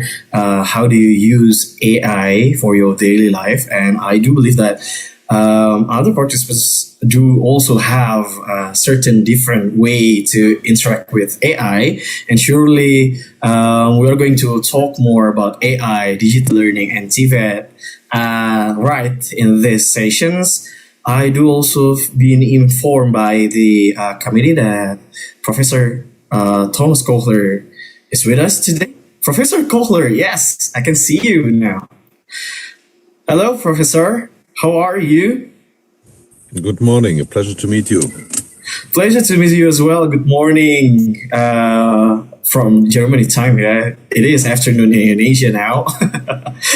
Okay, thank you very much, Professor Kohler, to joining us in this very fruitful sessions. Earlier, I've been introduced you to the youth, who you are actually, and really lovely to see you in person here virtually, and hopefully meeting you in persons in the next agendas. Yeah. Okay. Professor Kohler will talk about AI enhanced digital learning in TVET, preparing a skilled workforce for the future. So this will be certainly a grateful session for all of us. And Professor Kohler, just a quick talk before we begin the main talk. I'd like to ask you something a bit more casual, if I may. Just go ahead. I do wonder, actually, in your daily life as a professor and researcher, how do you personally use AI tools?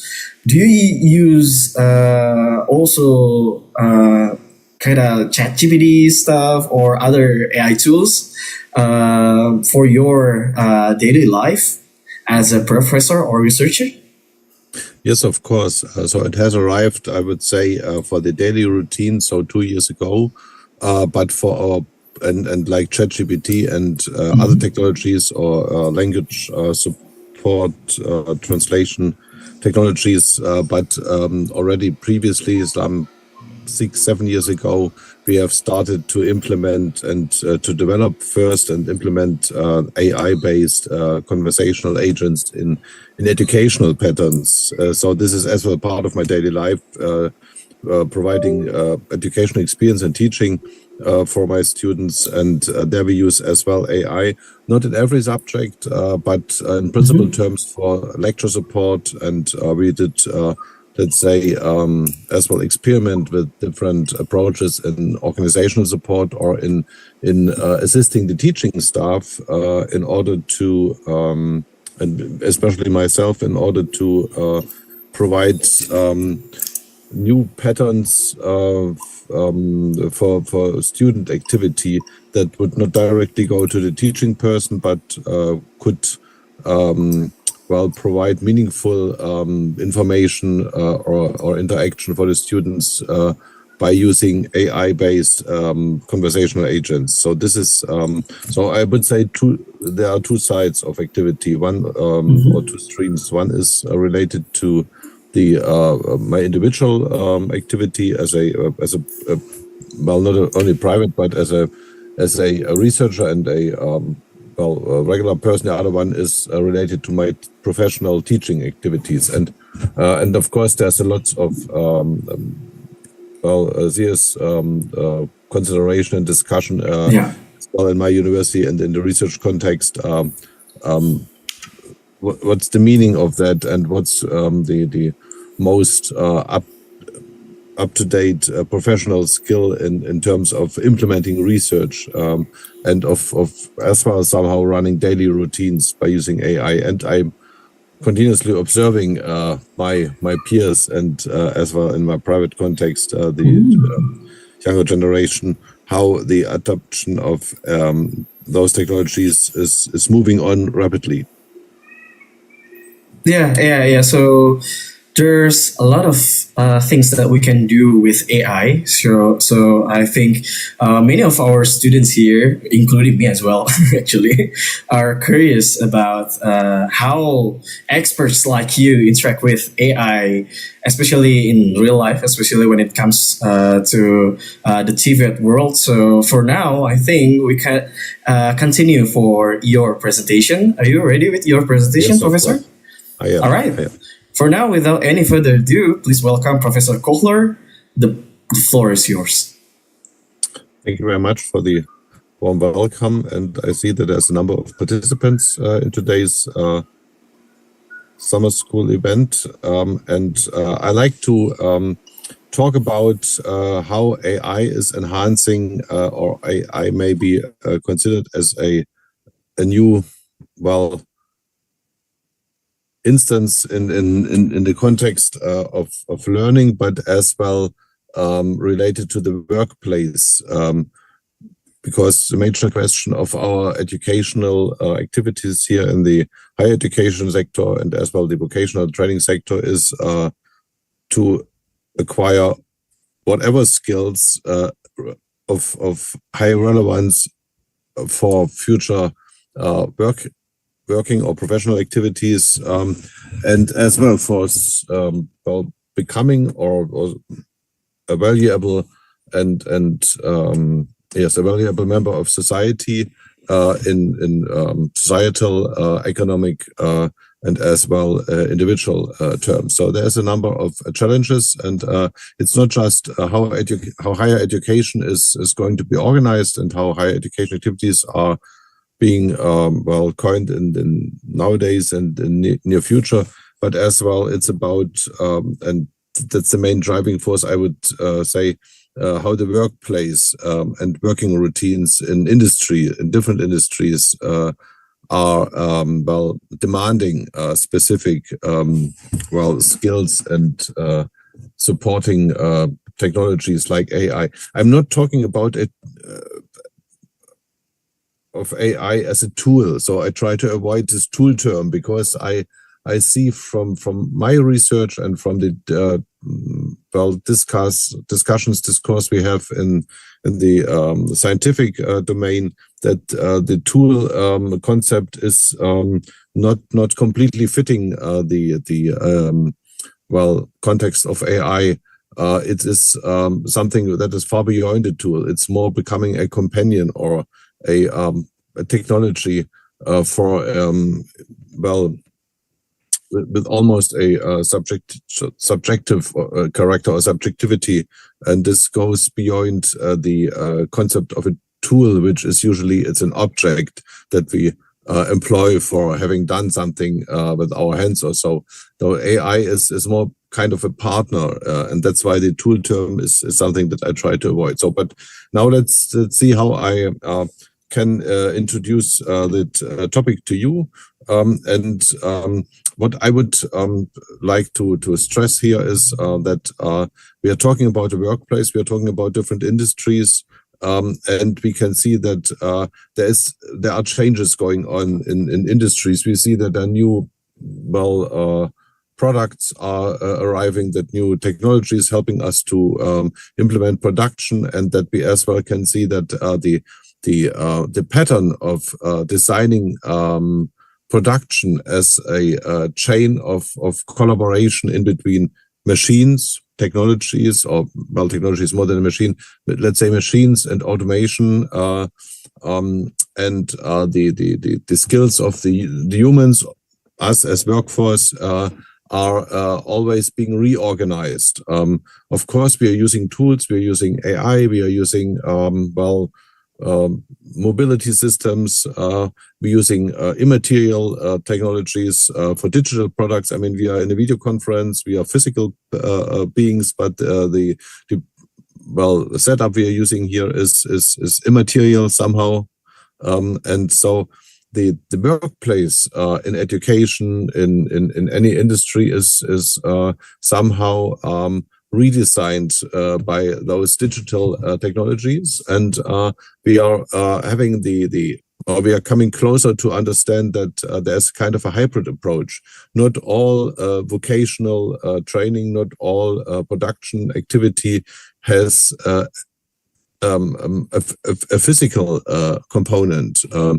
TVET sounds somehow like doing technical things in terms of metal and whatever, some heavy infrastructures, but that's not the case. So many of you are working or have already working experience in industries beyond education, where there is immaterial production, like social media, or like computer-aided design, or like knowledge type of products. And then we are talking about non-physical productions and hybrid approaches, because we blend somehow the context of a physical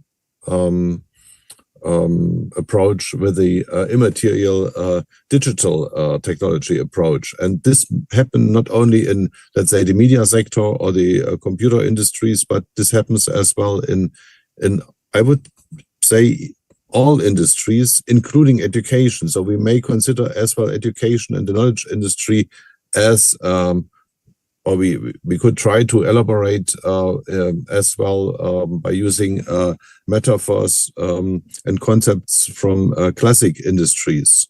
So sometimes education sector is considered something very special. I would just like to invite as well having a focus on the education sector as a somehow classic industry, the knowledge industry. And as well to consider this as a combination of workplaces for lecturers or for students or for our supporting staff and so on. And so the concept of the workplace may be considered as a overarching concept. However, it's going to change because we have, especially in Indonesia, we have very many micro businesses, and then the workplace somehow is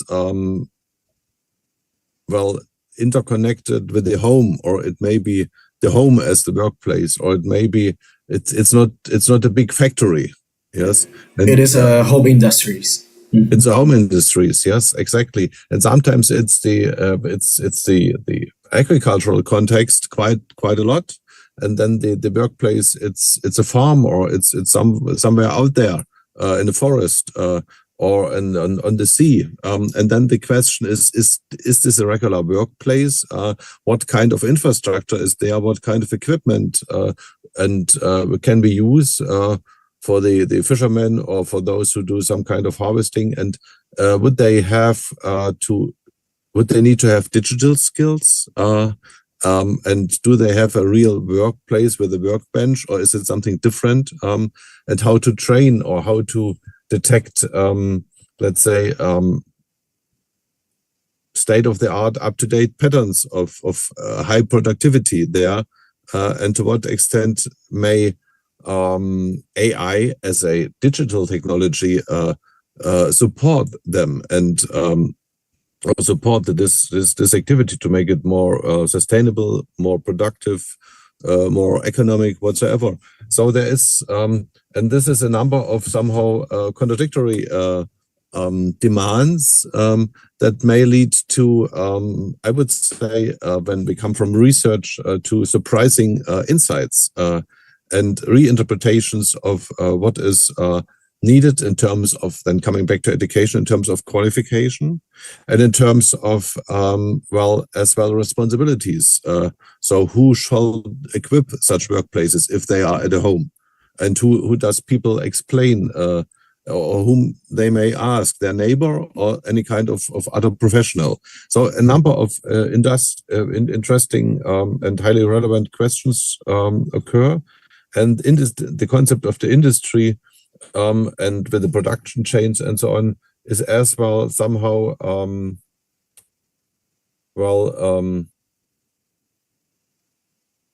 reshaped, I would say, and we could then move or step deeper into single industries and try to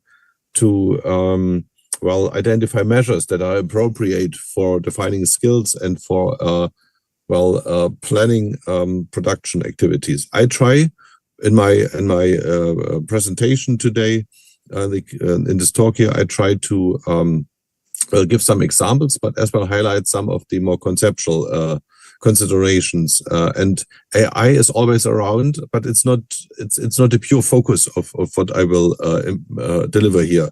And I hope that we will have in between or after, let's say, 40 minutes or so, we have some time for question answer and some debate, as well reflecting your qualification goals and motivation to work in a specific industry after having been graduated. And I'm sure that quite a number of today's participants are dealing with earning money, making an income from different routines, and so you can reflect as well your experiences and what you see as well in the context of your peers or of your families.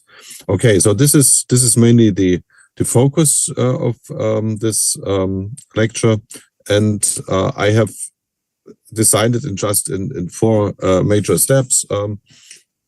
I will say a few more words about myself and how we do research here at the TU Dresden, and what is the focus at the intersection between developing information technologies and as well elaborating the social, organizational, and economic frameworks about or around those. And then I will come back to the transformation of the workplace, which I have already introduced during the last 2-3 minutes, and will try to provide some conclusions for talent management. And of course, we have time for discussion, and you may jump in if there is need for with your and I'm sure that Mr. Ramadan, you will moderate the session in a suitable way. Okay, so what about TU Dresden? Well, you are studying at UPI, and what connects us is that we have both in both universities we have good focus on engineering education, on continuous education, and the training sector, the vocational and the educational training sector. But TU Dresden is perhaps even more a university of technology. So we are, on the one hand, labeled as technical university or university of technology. On the other hand, we are full university, providing all the different faculties like medicine, like we have 2 schools of engineering, we have sciences, we have social sciences, humanities, philosophies, even medical faculty. What is, however, a typical configuration in Germany is that we as well have education and teacher training. So this is not in a separate school. I think it's the same in Indonesia, that there is training or teacher training programs, teacher education programs for any type of school, primary, secondary, middle school, and as well vocational school here at the university. And we are large, not too big, with about 30,000 students in the public and 5,000 students in the private branch. And we are running as well a number of international programs, so that we have about 20% of our students coming from other countries, from Asia a lot, but as well from other European countries, as you could guess. And as well, we are having a focus on higher studies. So we don't have a bachelor program in every discipline, or well, we have it in every school, but we don't have it for every domain. We have a majority of activities on master and PhD level, meaning as well that about 20% of our students are PhD students, which is far above average. Usually in other universities, there would be more focus on bachelor and master. TU Dresden is as well has a history, so we are almost 200 years old, and since just a few weeks ago, we know that we are one of the top universities in Germany. So we are top 3 in terms of technology universities, and in the QS ranking, you find us as well on a nice place. There are not so many universities here in Germany that score higher, but is perhaps as well kind of an evidence of a good quality research and education. And when it comes to the resources the university is using, then I could describe the situation as, I would say, quite competitive. About 50% of our resource in economic terms comes from outside, not by tuition, because in Germany usually tuition is very low and it's not so influential. No, it comes from research grants that we win from German ministries, from European Union, but as well from different industries and other partners. So this is the setup of the university. So we have a combination of all the domains with a focus on engineering. And for me, as a professor for vocational education and educational technology, this is meaningful that we are running Germany's largest institute for vocational education teacher training. And in this context, we always have an eye on industries and skill development for the industries, and as well the intersection in between production and education. So it's kind of 2 sides of a medal, to see the workplace as a production place, but as well to see how people need to be or what competencies, what skills workforce needs to have to acquire in order to be productive in the workplace. And what we can see, or what I can see, is that throughout the last years, internships and practical training and exposure has become more and more meaningful and more valuable as well for young generation, but as well for the management of the different industries. And so we can see that, for example, in the whole Germany, we have other universities that are quite successful in offering new study programs where they combine, let's say, 50% of industry-related activity with 50% of education-related activity. So in the industry plus in the education institute, which is typically the pattern for the vocational training, but not so much for the higher education. Higher education, as well in our context, is, I would say, we have 80% taking place, or we are approximately 80% taking place in the university, as well in our labs, and only 20% during internships in different industries. But some universities offer half and half, and this is highly attractive for both, for the employers, for the industry, because they already get the future workforce or the future colleagues aboard earlier, and they are part of educating them. And so the place I would say the study place or the education production place is somehow shifting from an artificially designed education place into a more hybrid work and education place. So this is kind of an evidence that there is something going on. And on the other hand, in Germany, we can see that the labor market is perhaps different to other countries. We only have about 50% of the younger generation that goes into higher education. That means that goes to university or University of Applied Science and so on. The other 50% go to vocational training. And the backbone for the German industry is mainly the vocational training. So the 3.5-year programs that come after middle school and are always run by the vocational sector organizations like Chambers of Commerce and the vocational training centers, together with the vocational schools that are under the responsibility of the central government. And our Institute for Vocational Education Teacher Training is, let's say, a nicely visible and quite active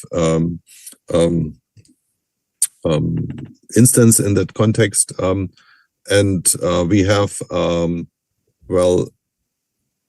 we have research and teacher training in I would say almost all domains. So for the medical professions, for those in the mechanic industries and electric industries, for those in the social sector, but as well with a special chair for the food and agriculture sector. So this is quite a spectre.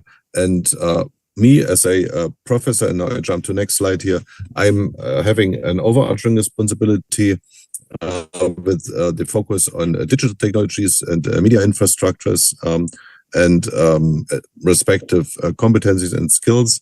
And we are delivering this program on media education and media didactics for all the students in the vocational teacher training programs, but as well since 2 years, the same program for the same, modules for students who become teachers in the primary school, in the middle school, or in the secondary school, which is a new development here, that we have the same, let's say, basic training or basic competency development in terms of digital skills for all the educations, future educators. AI does play an important role here. So we are experimenting with AI, and we have introduced AI in our learning management system about 6-7 years ago, far before ChatGPT hype. And it is important for us that our students, just develop their suitable understanding and their individual interpretations of the meaningfulness of such technologies in the context of any kind of education activities when they learn themselves, but as well when they become professionals in the context of education. So if somebody is, let's say, studying education to become a teacher in physics, then of course this person should know that AI is around and how AI may be implemented for doing physics teaching. On the other hand, if a person in one of our master programs is becoming an education manager, then this person should consider how AI could be used in the term of running a school as an institute, not to replace teaching staff, but to assist the teaching staff in different routines. And this is some kind of research we are dealing with. And then it's not only a question of infrastructures, but a question as well of the organizational setup of the production process. And then we are coming back to this production process metaphor, the production process in the education sector, for example. And as you can see here from this pictures, we are dealing a lot with Asian colleagues, and we are having a strong link to several places in Indonesia, including UPI and Bandung, but as well other places in terms of higher studies like PhD level studies, education schemes. On the other, the University of Technology in Beijing, happy to have all the around guests from international destinations as visiting researchers or as students in our programs, and as well do apparel teaching, sometimes in hybrid mode as we do today, sometimes as well by traveling. I will jump over this because this takes too much time here, and this I have mentioned already. And now let's highlight some of the most recent researches that has been published in terms of open access or open access type of publications. I have selected here 3 different volumes that came out the last 3-4 years. So, for example, there is this one textbook on vocational teacher education in Central Asia. There we have a regional focus, but we try to detect new patterns of vocational education in a group of countries in Asia, for example. And this book can be like all those can be downloaded for free from respective website. On the other hand, we having another research which is focusing on regional development and mobility and smart cities as a knowledge aspect, and it's very close to engineering in terms of transportation sector and as well construction industries. And here we have considered and compiled research from all over the globe in a bigger conference on interactive collaborative learning 2 years ago, and this has been published then in 2 very thick volumes, like very many insightful papers, and the middle one is dealing with, as you can see it in little small letters here, with the development of online communities in as a format for knowledge cooperation and participation. And so the question for this research is how new types of institutions are coined by more open approach, not by a physical condition, because we are having a specific building like an industry plant or like a school or like a city administration in the building or complex of buildings, but to consider more open virtual ties as meaningful for collaboration. And if you consider the social media networks as production sites, or if you consider your the online community you belong to as a information hub, then this is the way of thinking we have profiled here in our research. So this is recent findings. If you're interested in more depth, then you just may attend those publications, and then may identify meaningful papers in that context that would help you for your research. So now let me focus on, or let me come to the question of how future work may look like, and the digital transformation and the introduction of AI could be understood. So classically, production patterns have been the core principle of arranging production.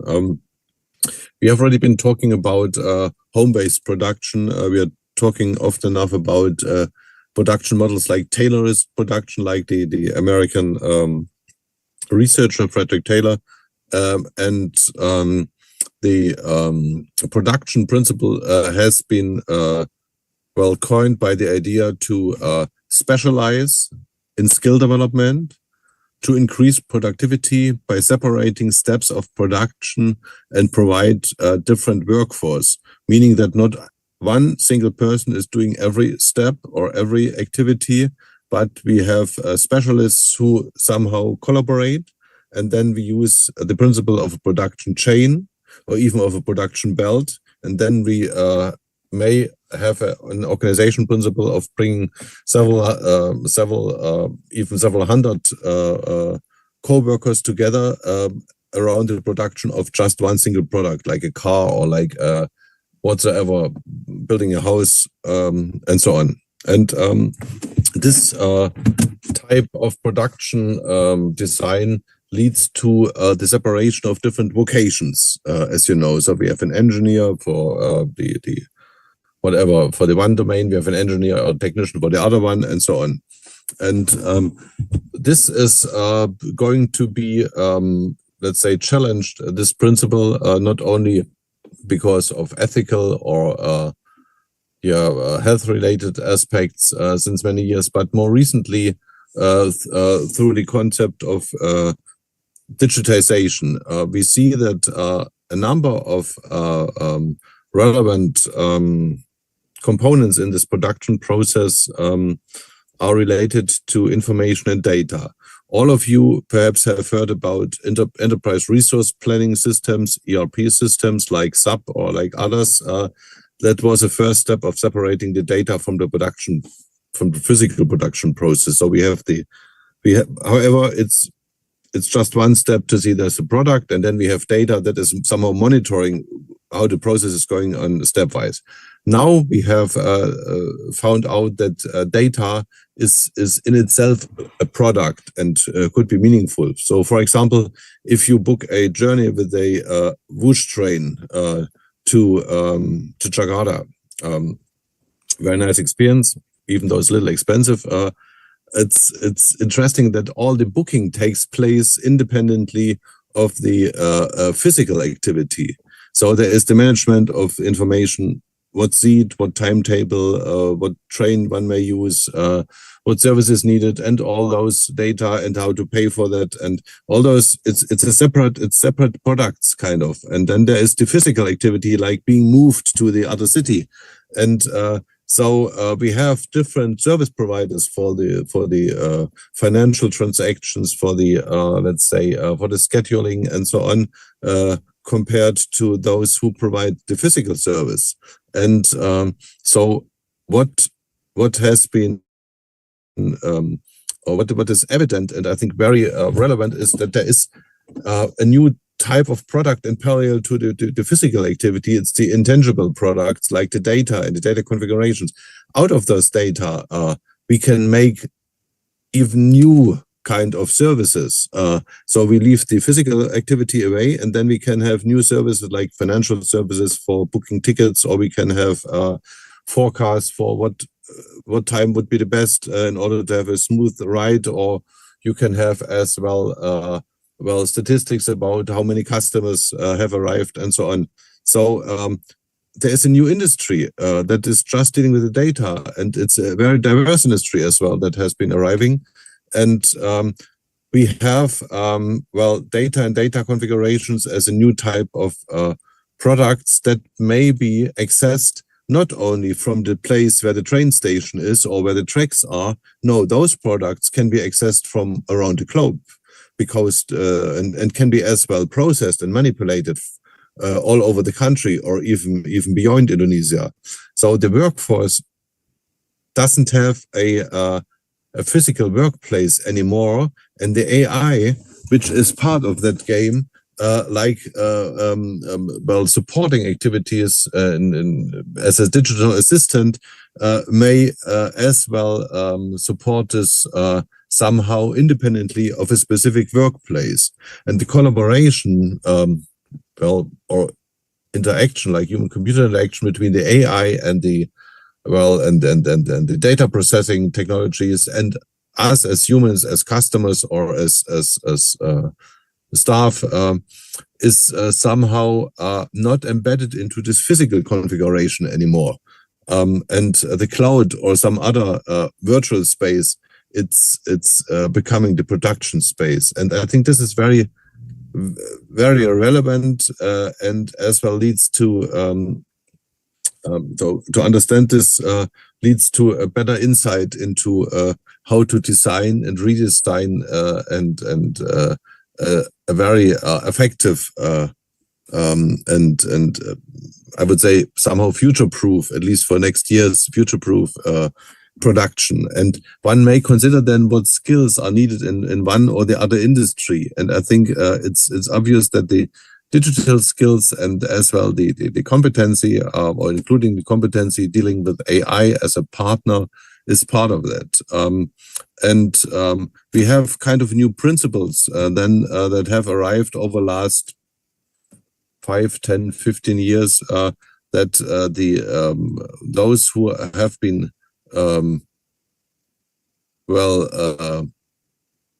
customers or learners, you as students, for example, have shifted their role into becoming a co-producer, or we would even say a prosumer. So we consume and produce. I mean, in education, this is somehow evident, but this happens as well in other contexts.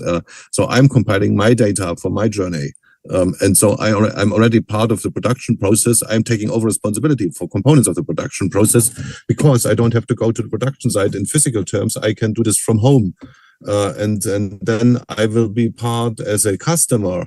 I have become a part of many productions as a co-producer. Well, but who did educate me for doing so? And who is assuring that I have the skill for doing so? Do I feel comfortable with that? Partly yes, partly I would say, well, I'm not so happy if I'm the data, let's say, typist for kind of some production. But anyhow, there's a new principle of being a co-producer or a prosumer, as we partly label it. On the other hand, we have new principles then when we see the different businesses, the different services, those as well connect with another and they somehow are part of a production chain. They may be competitors, but on the other hand, if I'm a customer, I see them more as co-creators.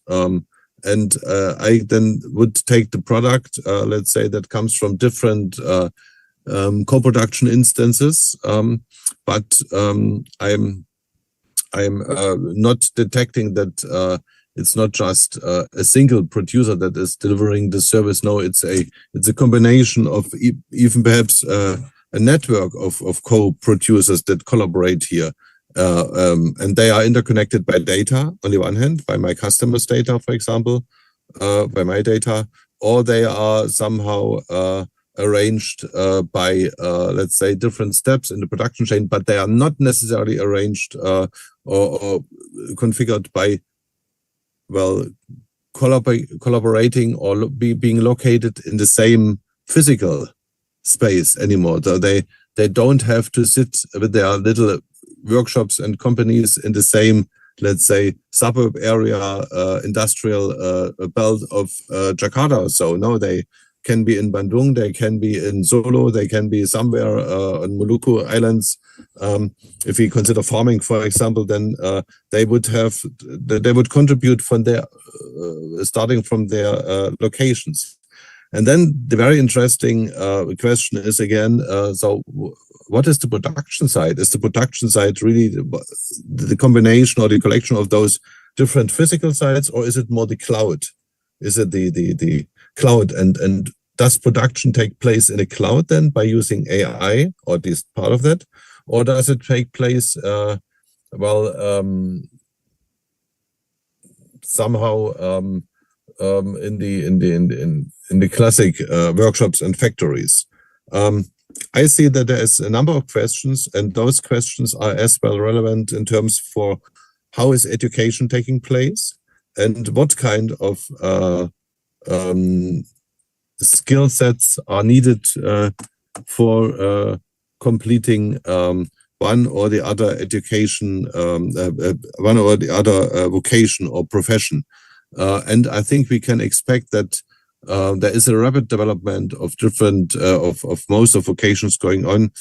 Those who are specialists in farming would need to have a fine awareness of how to operate drones and how to make use of the data that may be collected by those digital assistance in order to provide good products or to reach out to the most meaningful markets and so on. And it would be interesting to discuss this in more detail for many different industries and branches, and to see if agriculture versus social sector versus mobility sector versus automotive or construction sectors or medical sectors are somehow comparable, or if there is different configurations arriving in terms of making use of or implementing those new principles of production and skill development. Okay, so now let's move on.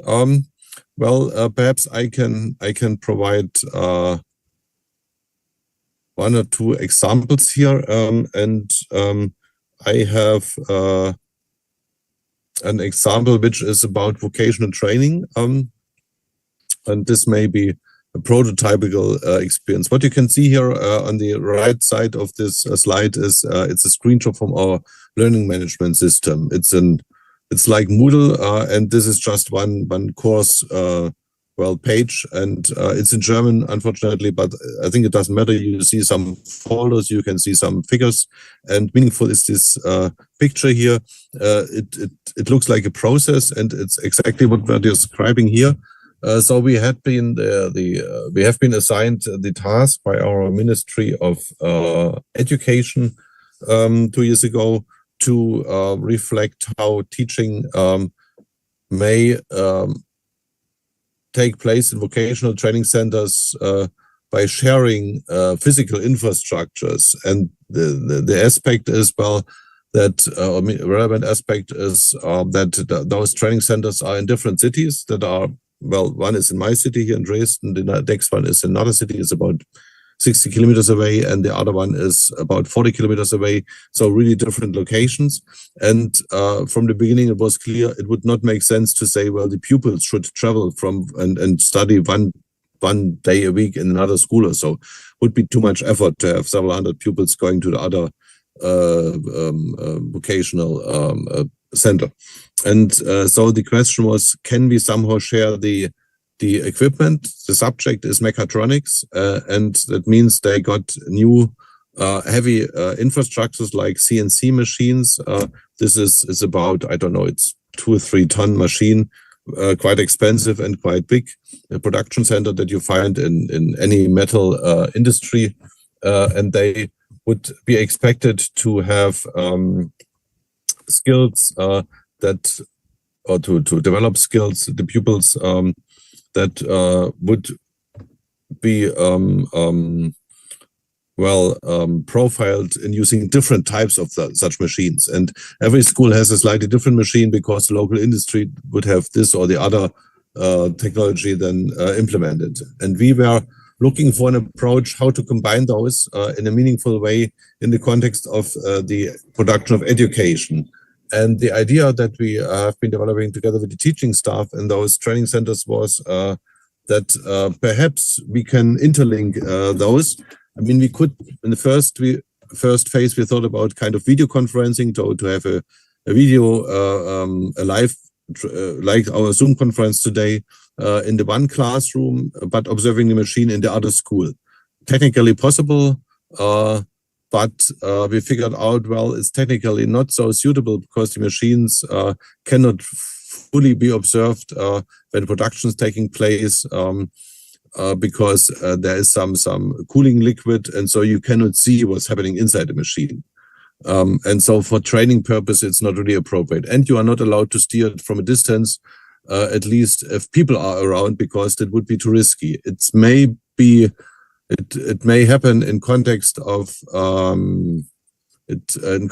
real production site when there are no people and the machine is encapsulated and is in a separated building. Okay.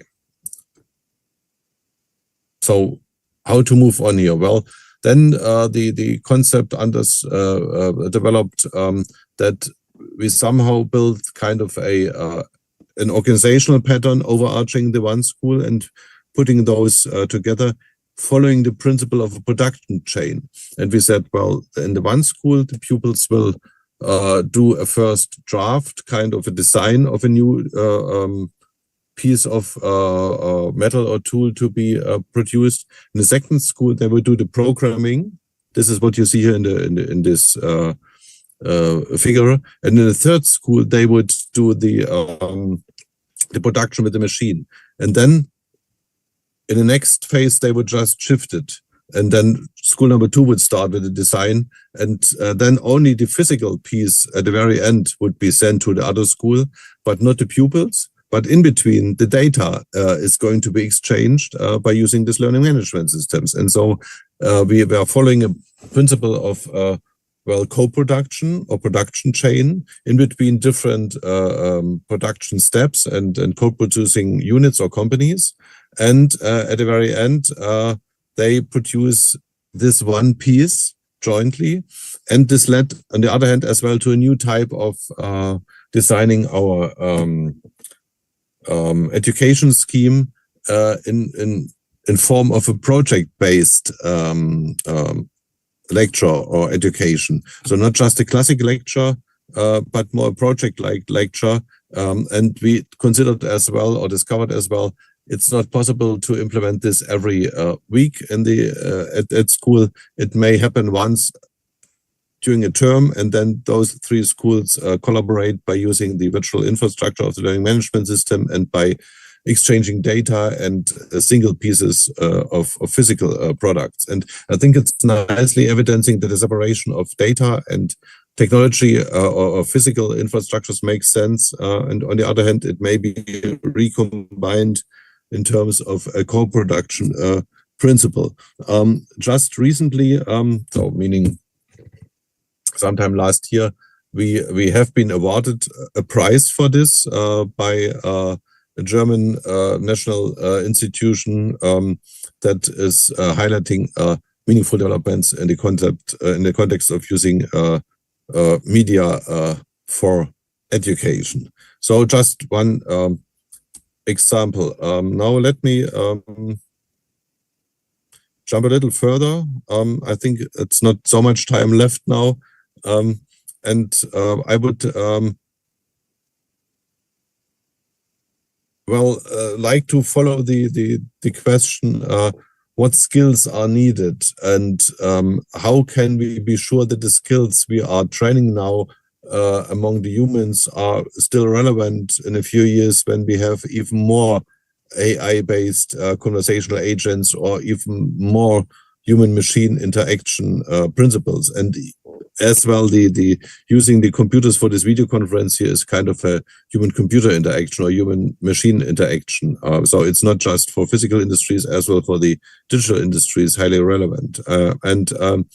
What I could suggest here is that first of all, we have been aware of digital skills, computing skills, information skills since, I would say, more than a generation. And there has been a very intense discourse what skill is needed and how it can be trained. And it may be observed that this is stepping every 2, 3, 5 years, a next layer comes or next level comes. And now we are talking about skills in relation to AI. And what is perhaps indeed a difference is that in the first phase of digital skills, we were considering skills in terms of using media and as well producing media, and later on collaborating by media and information infrastructures. But now the bearing shift is that we have started to consider those media infrastructures like AI as a partner, and it's a new type of human computer, and I would not call it interaction anymore. It's more a human AI collaboration, and we have we can find evidence that as well new terminology is arriving. We talk about AI as a companion, so as kind of a technology-driven or digital driven peer as a partner. And that's interesting.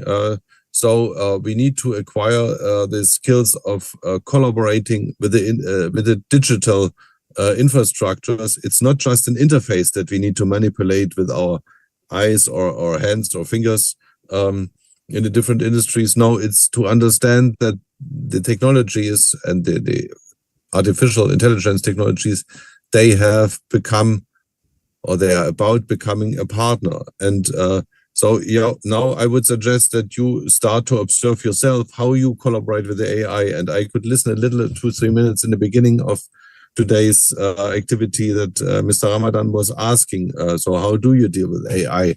And it's not just that we ask AI to provide, let's say, knowledge support in terms of giving a concrete information, like using Google for a search. No, it's more that we as well share some even emotions or our individual estimations with the AI, and then somehow have started to negotiate with the AI. So we have made the AI becoming a partner in, well, working routines, in educational activities, but as well, I would say, in everyday life activities. And I would not start here an ethical discussion if I like it or not, but I think to be able practicing like this, and as for reflecting what's meaning for us in terms of being productive, of being as well emotionally well stable, or well being embedded into a collaboration network. This is the new type of skill that is most relevant, and we are productive, or we are especially productive if we are able to employ cooperation with AI-based systems for everyday routines, not just for our professional occupations, but as well in the context of our private activities, making most profitable, most meaningful, and most positively felt use of those collaborations. And this is far beyond using technology as a tool in terms of having an object for supporting production to increase productivity. No, there is a new partner, and we have started to collaborate with that partner. This means as well that we have the need to acquire respective skills for partnering in terms of technology, but as well in terms of emotional, social, participative, and collaborative nature. And I would like to invite you to jump into a little discussion for remaining, I don't know, 20 minutes or so, to talk about how do you or how you would consider or what you would consider as challenge for developing such skills in terms of your respective study program or for the occupation you intend to acquire, and as well what it means to you in terms of private activities outside school or outside workplace. I think this is something that should not fully be separated, and we should could discuss it in a more integrated way. So thank you very much for being attentive so far, and now I'm happy to continue discussion with you and perhaps answer one or the other questions. All right. Thank you very much, Professor Kohler, for a very rich and visionary speech, I believe. With that, actually, everyone, we would like to invite other participants. I do believe that it will spark curiosity among our participants here. But before we continue with our participants, I do actually have one question first to open these sessions. You shared that how the future of works is not only just a technical stuff, but also soft and adaptive skills. How do we adapt AI into our daily life? You said earlier as a companion. How do you see AI helping this potential harming of human side of educations, especially when it comes to soft skills and adaptive skills. Yeah. Good question. I mean, usually we consider the technologies or media infrastructures like a textbook or like an interactive software for experimenting with physics, or like a recording of a lecture. We consider those media or a database as information infrastructures for providing information and for not providing collaboration experience or for developing or for training social skills. However, I think, and for providing social support in terms of education, we say, well, we can use the video, we can use the textbook with this relevant information. We can have the database and the experiment for providing the didactic for having a didactically effective format or configuration for providing knowledge. But for the social side, for stimulating, for emotional arousal, for making people feel motivated and so on, we need to have the teaching person, or we need to have the peers, the real humans. I think this is wrong. I never said it so clearly. I think this is wrong to separate in this way. No, we use the media since many years to have emotional arousal. You're going to cinema, we are watching a movie, we go to TikTok or whatsoever. Well, this is all about pictures, but as well we may use other more audio or whatsoever media configuration. Sorry. 10:02 hier ist MDR Jump. Guten Morgen. Jetzt. This was some background noise here. Sorry. Oh. Yeah. Sorry. And so the media and the AI and those configurations are as well meaningful in terms of social support. Many of the educationalists, if I say this in my faculty, there would be quite a critique, or it would be a storm. I'm triggering by saying this, but I think this is that's the consideration we have to take into account, that media infrastructures, especially AI, have to have a social and emotional meaning, and it's not just delivering objective, accurate information. No. Does it? Well, this is my suggestion here. Yeah, for sure. This kind of ethical guidance needs to be established, I believe, and needs to be understood by everyone, as well as youth, especially, who will implement or using AI for daily use. Okay, we'd love to hear some questions from the audience. We'd also have Nabila here from Indonesia. Nabila, please. Okay. Hello. Good afternoon and good morning in there, Professor Thomas. I'm Nabila. I'm from Indonesia, currently studying architecture at UPI Bandung. Thank you for the presentation and sharing your. It's helped me better to get a knowledge, and also now that so much work and knowledge is handled by AI and online system, are we just following that machine tell us without thinking? I mean, like, what happened to local knowledge or traditional ways of working? Do they become less valuable? And also, like, are we giving up human side of work just to be faster and more efficient? Like, because personally, as an architecture student, I sometimes wonder, like, we study and learn for 4 years or more, but after we graduate, if AI also work as an architect, what the opportunities will be left for us as a human to get job? Thank you, Professor. So AI could be a threat, perhaps, yeah. Yes, it's a very relevant question. Thank you so much. I would say to some extent, exactly this does happen. So if I'm asking my, let's say,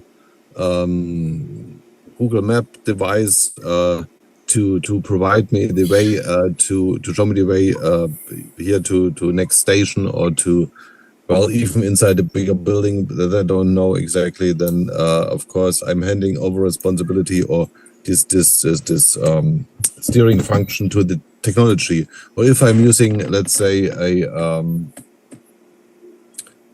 a guidebook or a guide sheet in terms of cleaning an apartment, if I'm a housekeeping staff, or if I'm a medical doctor of high qualification, I have my standard procedure and I have to follow exactly this. So we are used to work with such routines, so it's, for me, it's not just the question of handing over the responsibility or the guidance to the AI then, but it's as well to see that perhaps instead of using some other type of steering principle, we may use AI. And I was starting with the production principle of Frederick Taylor, the Taylorist production. We have embedded the production into the production chain's construction. So, and then it was clear, I will stand at position number 7, and there I will mount always the wheel onto the car. This is for many people, that's the routine. Or I have handed over to the curriculum, and I say, well, I'm the biology teacher, and in grade 7, I always have lectures number 5 and 8 in room number. So I think our life is as well, it's not free from steering principles embedded into some kind of configurations that are outside of me as a person. So I have to follow this. And now the AI, of course, is different, because the AI Hier ist is... der Jump, eine Sofortmeldung aus dem Verkehrszentrum. Fabian, was ist los? Sorry. So the AI is kind of a it's, of course, and then I would follow your suggestion. It is more, it feels more like another superior human then, in a way. It is more quick in decision making and more easily available during every day or all day long. And it's at this point in time, it as well seems a little strange to us, Ms. Nabila, and because it's new, but I think we may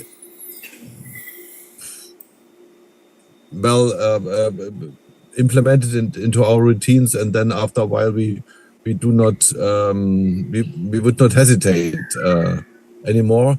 The question if it is taking over certain portions of human creativity, well, I would say to some extent yes. On the other hand, we have seen this in many industries, that we have been very successful in handing over high quality activities to machines, and those activities are reliable, trustworthy, and so on. But of course, the person who is steering that machine or who is dealing with that machine doesn't have the skills anymore to produce what like the machine does, but is needed to support the activity with other skills, on the basis of other skills. And what is new now is that we have the AI as a partner with the non-digital, non-physical digital data-based configurations and products, meaning that it somehow interferes as well with the intellectual activities of those who have been considered being highest qualified. That's a challenge for academia and for us as graduates of higher education institutions. I'm sure this will change a lot, but I'm sure as well that we will move on to new trends and make a good and as well comfortable collaboration with those infrastructures. I mean, when I was a younger student, I learned to do statistics by hand. We had tables in books. We did not do everything, but it was before computers have been around. But then as a student, we have started to do everything with the computers or with the calculators and so on. And nowadays, if I follow you said architecture, and every construction is using CAD, and CAD is computer-aided design, is not being considered as well. But I'm somehow in a contradiction now, because before I said we are not talking about tools. So it's a relevant topic, but should keep an eye on that. So I do believe that human touch it cannot be replaced, I believe. So AI will certainly change a lot of stuff, a lot of jobs, especially for the simplest jobs like data entry or simple writing tasks and etc. That will be also beneficial for us to shorten our process. Especially for you in architecture, this kind of stuff, data entry, writing tasks, and etc., will be shortened with the use of AI, I believe, without discrediting the human touch. Right, Professor? All right. So we have one more question, perhaps? Yes, one more questions. Anyone? I do also notice some of our audience send a questions in the chat box. It is quite a long questions, I believe. I would like to invite Miss Inaya. Inaya, are you there? Yes. Could you deliver your questions directly, please? Okay, so I think the first one question is already answered, but maybe the additional question is like, what an advice can you give to young people to help them to build resilience and maintain independent thinking in the midst of the instant of AI overs? Maybe that's it. Thank you. So she's looking for an advice from you, Professor Kohler. How do you? Perhaps you could try to say a few more words about resilience. So, in what terms do you seek for resilience? That would help me to identify my answer for your question. Inaya, could you expand or explain more about what type of resilience that you mentioned earlier, perhaps? Okay, this is like some phenomenon called brain rot. So brain rot is called like brain rot. that women become over depends on AI. Then they not independent thinking by their own thinking. Maybe that's how. Well, I think at this point in time, it's difficult to answer that question completely. I mean, there is, as said before, there is some routines that are, of course, driven by very specific or very precisely outlined principles, or many routines, and in almost any industry. And the question is whether we inherit such principles, or if we have a guide like AI that guides us through this type of decision making. And I would say for some people it is very much relaxing and feels much better if they have a clear guide for their routines. For others, this may be a threat, but I would not say that for the majority of us it is a threat. It's the same that we discuss about automated driving. Some say, well, we need to have a 1% proof condition here. Others would say it's enough if the automated system does at least make a little less mistakes than the humans do. And so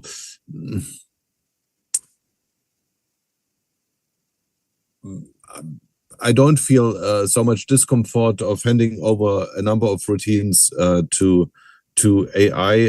I would not feel that, well, I am especially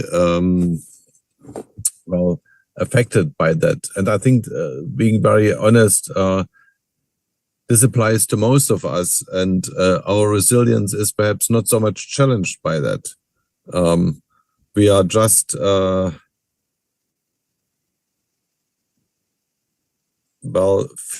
feeling challenged because, or we are to some extent feeling challenged because it's somehow new, and we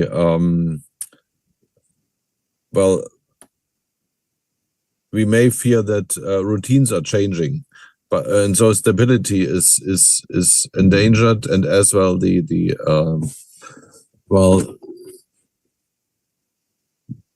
a more comfortable, let's say, perspective in terms of understanding what we, or of having the safety that our expectation is most likely being met. And this is somehow endangered at this point in time. And then resilience is perhaps then may relate to deal with uncertainty. What is a contradictory or controversial observation here? Because on the one hand, we see that there is a somehow clear guidance, and we say, well, this is something we like. We feel that we could lose our independence. On the other hand, this clarity creates more uncertainty, and so we are not ready to deal with that, or it may take some time. And I'm sure that after 3-5 years, we have jointly developed different routines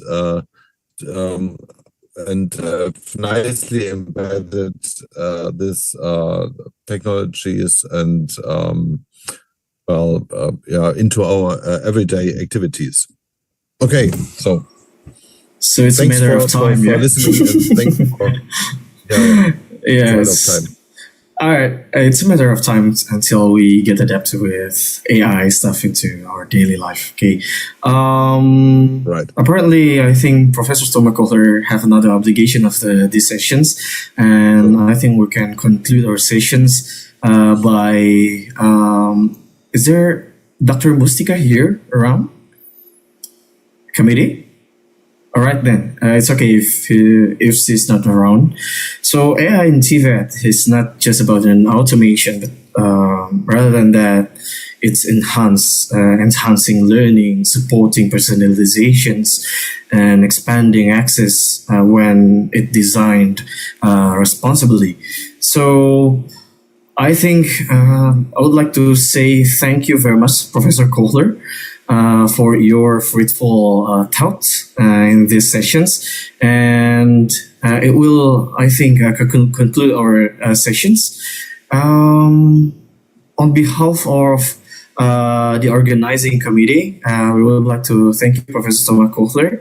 And in recognition of your valuable contribution as a keynote speakers in today's sessions, committee, please, could you share one of our token of appreciations? Hello, committee? Can you show the certificate, please? There you go. Is it? There you go. So this is kind of a recognition for your valuable contributions as a keynote speakers. Thank you for sharing your knowledge, insights, and vision with us. We hope that this will not be the end, but rather than that, the beginning of our future collaborations. Before we close this session, I would like to also invite other participants to open their camera and take a photo session with Professor Thomas Kohler virtually, and hopefully we can take pictures in person for sure. Let's go, everyone. Turn on your camera, please. We are really want to see the youth faces all across the Asian, I believe.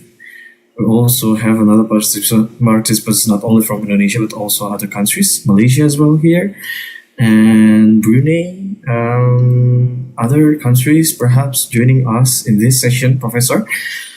All right. let's go, guys. Let's open up your camera. Please give your best smiles to the camera. All right. And the count of 3. 1, 2, 3. There you go. Another one. 1, 2, 3.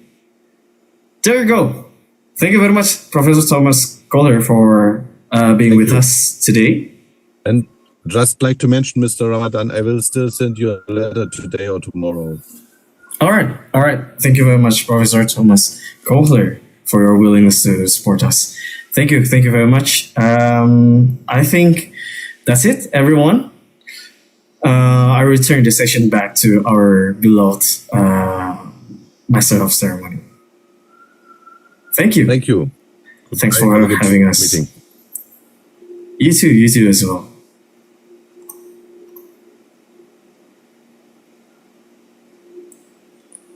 All right. There you go, everyone. Hope you gained some insight, a lot of insight, I believe, to be taken home. And I'll be, there you go, our MC is appear now.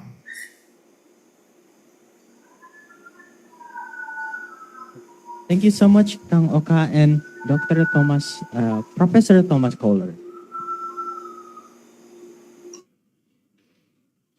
Okay, guys, as we reach the end of today's agenda, let's take a few minutes to reflect.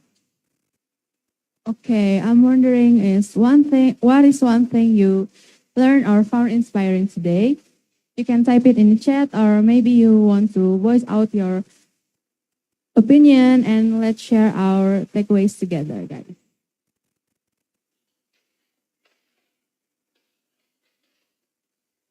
You can type it in chat. Perhaps you find something inspiring from our speaker, Professor Thomas Kohler or Dr. Dwi. You can post it in chat, or perhaps it's a general thought on the state of our program. Or maybe you can reaction with a love, thumbs up, or an applause.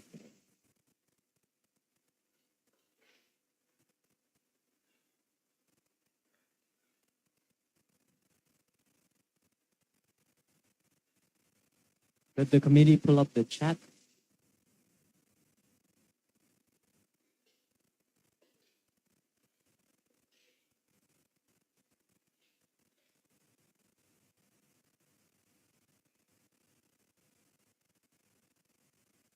Okay, so many love and thumbs up for all the participants. Thank you so much.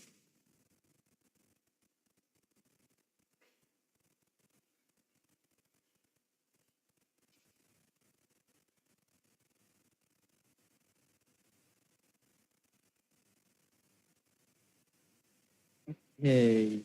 Also, don't forget to complete the attendance form before you leave, guys. So there should be an attendance form in the chat. So for those who haven't filled out their attendance, you guys can go ahead and fill out their attendance before you leave. We look forward to seeing you on 18 August for Day 4 and seeing you offline in the Great Summer Program 2025. Terima kasih. Apun kat. Maraming salamat po. Sum arkun. Cham and Zatnya. Thank you very much for your kind attention and presence today. Thank you and have a great rest of your day. Wassalamualaikum warahmatullahi wabarakatuh.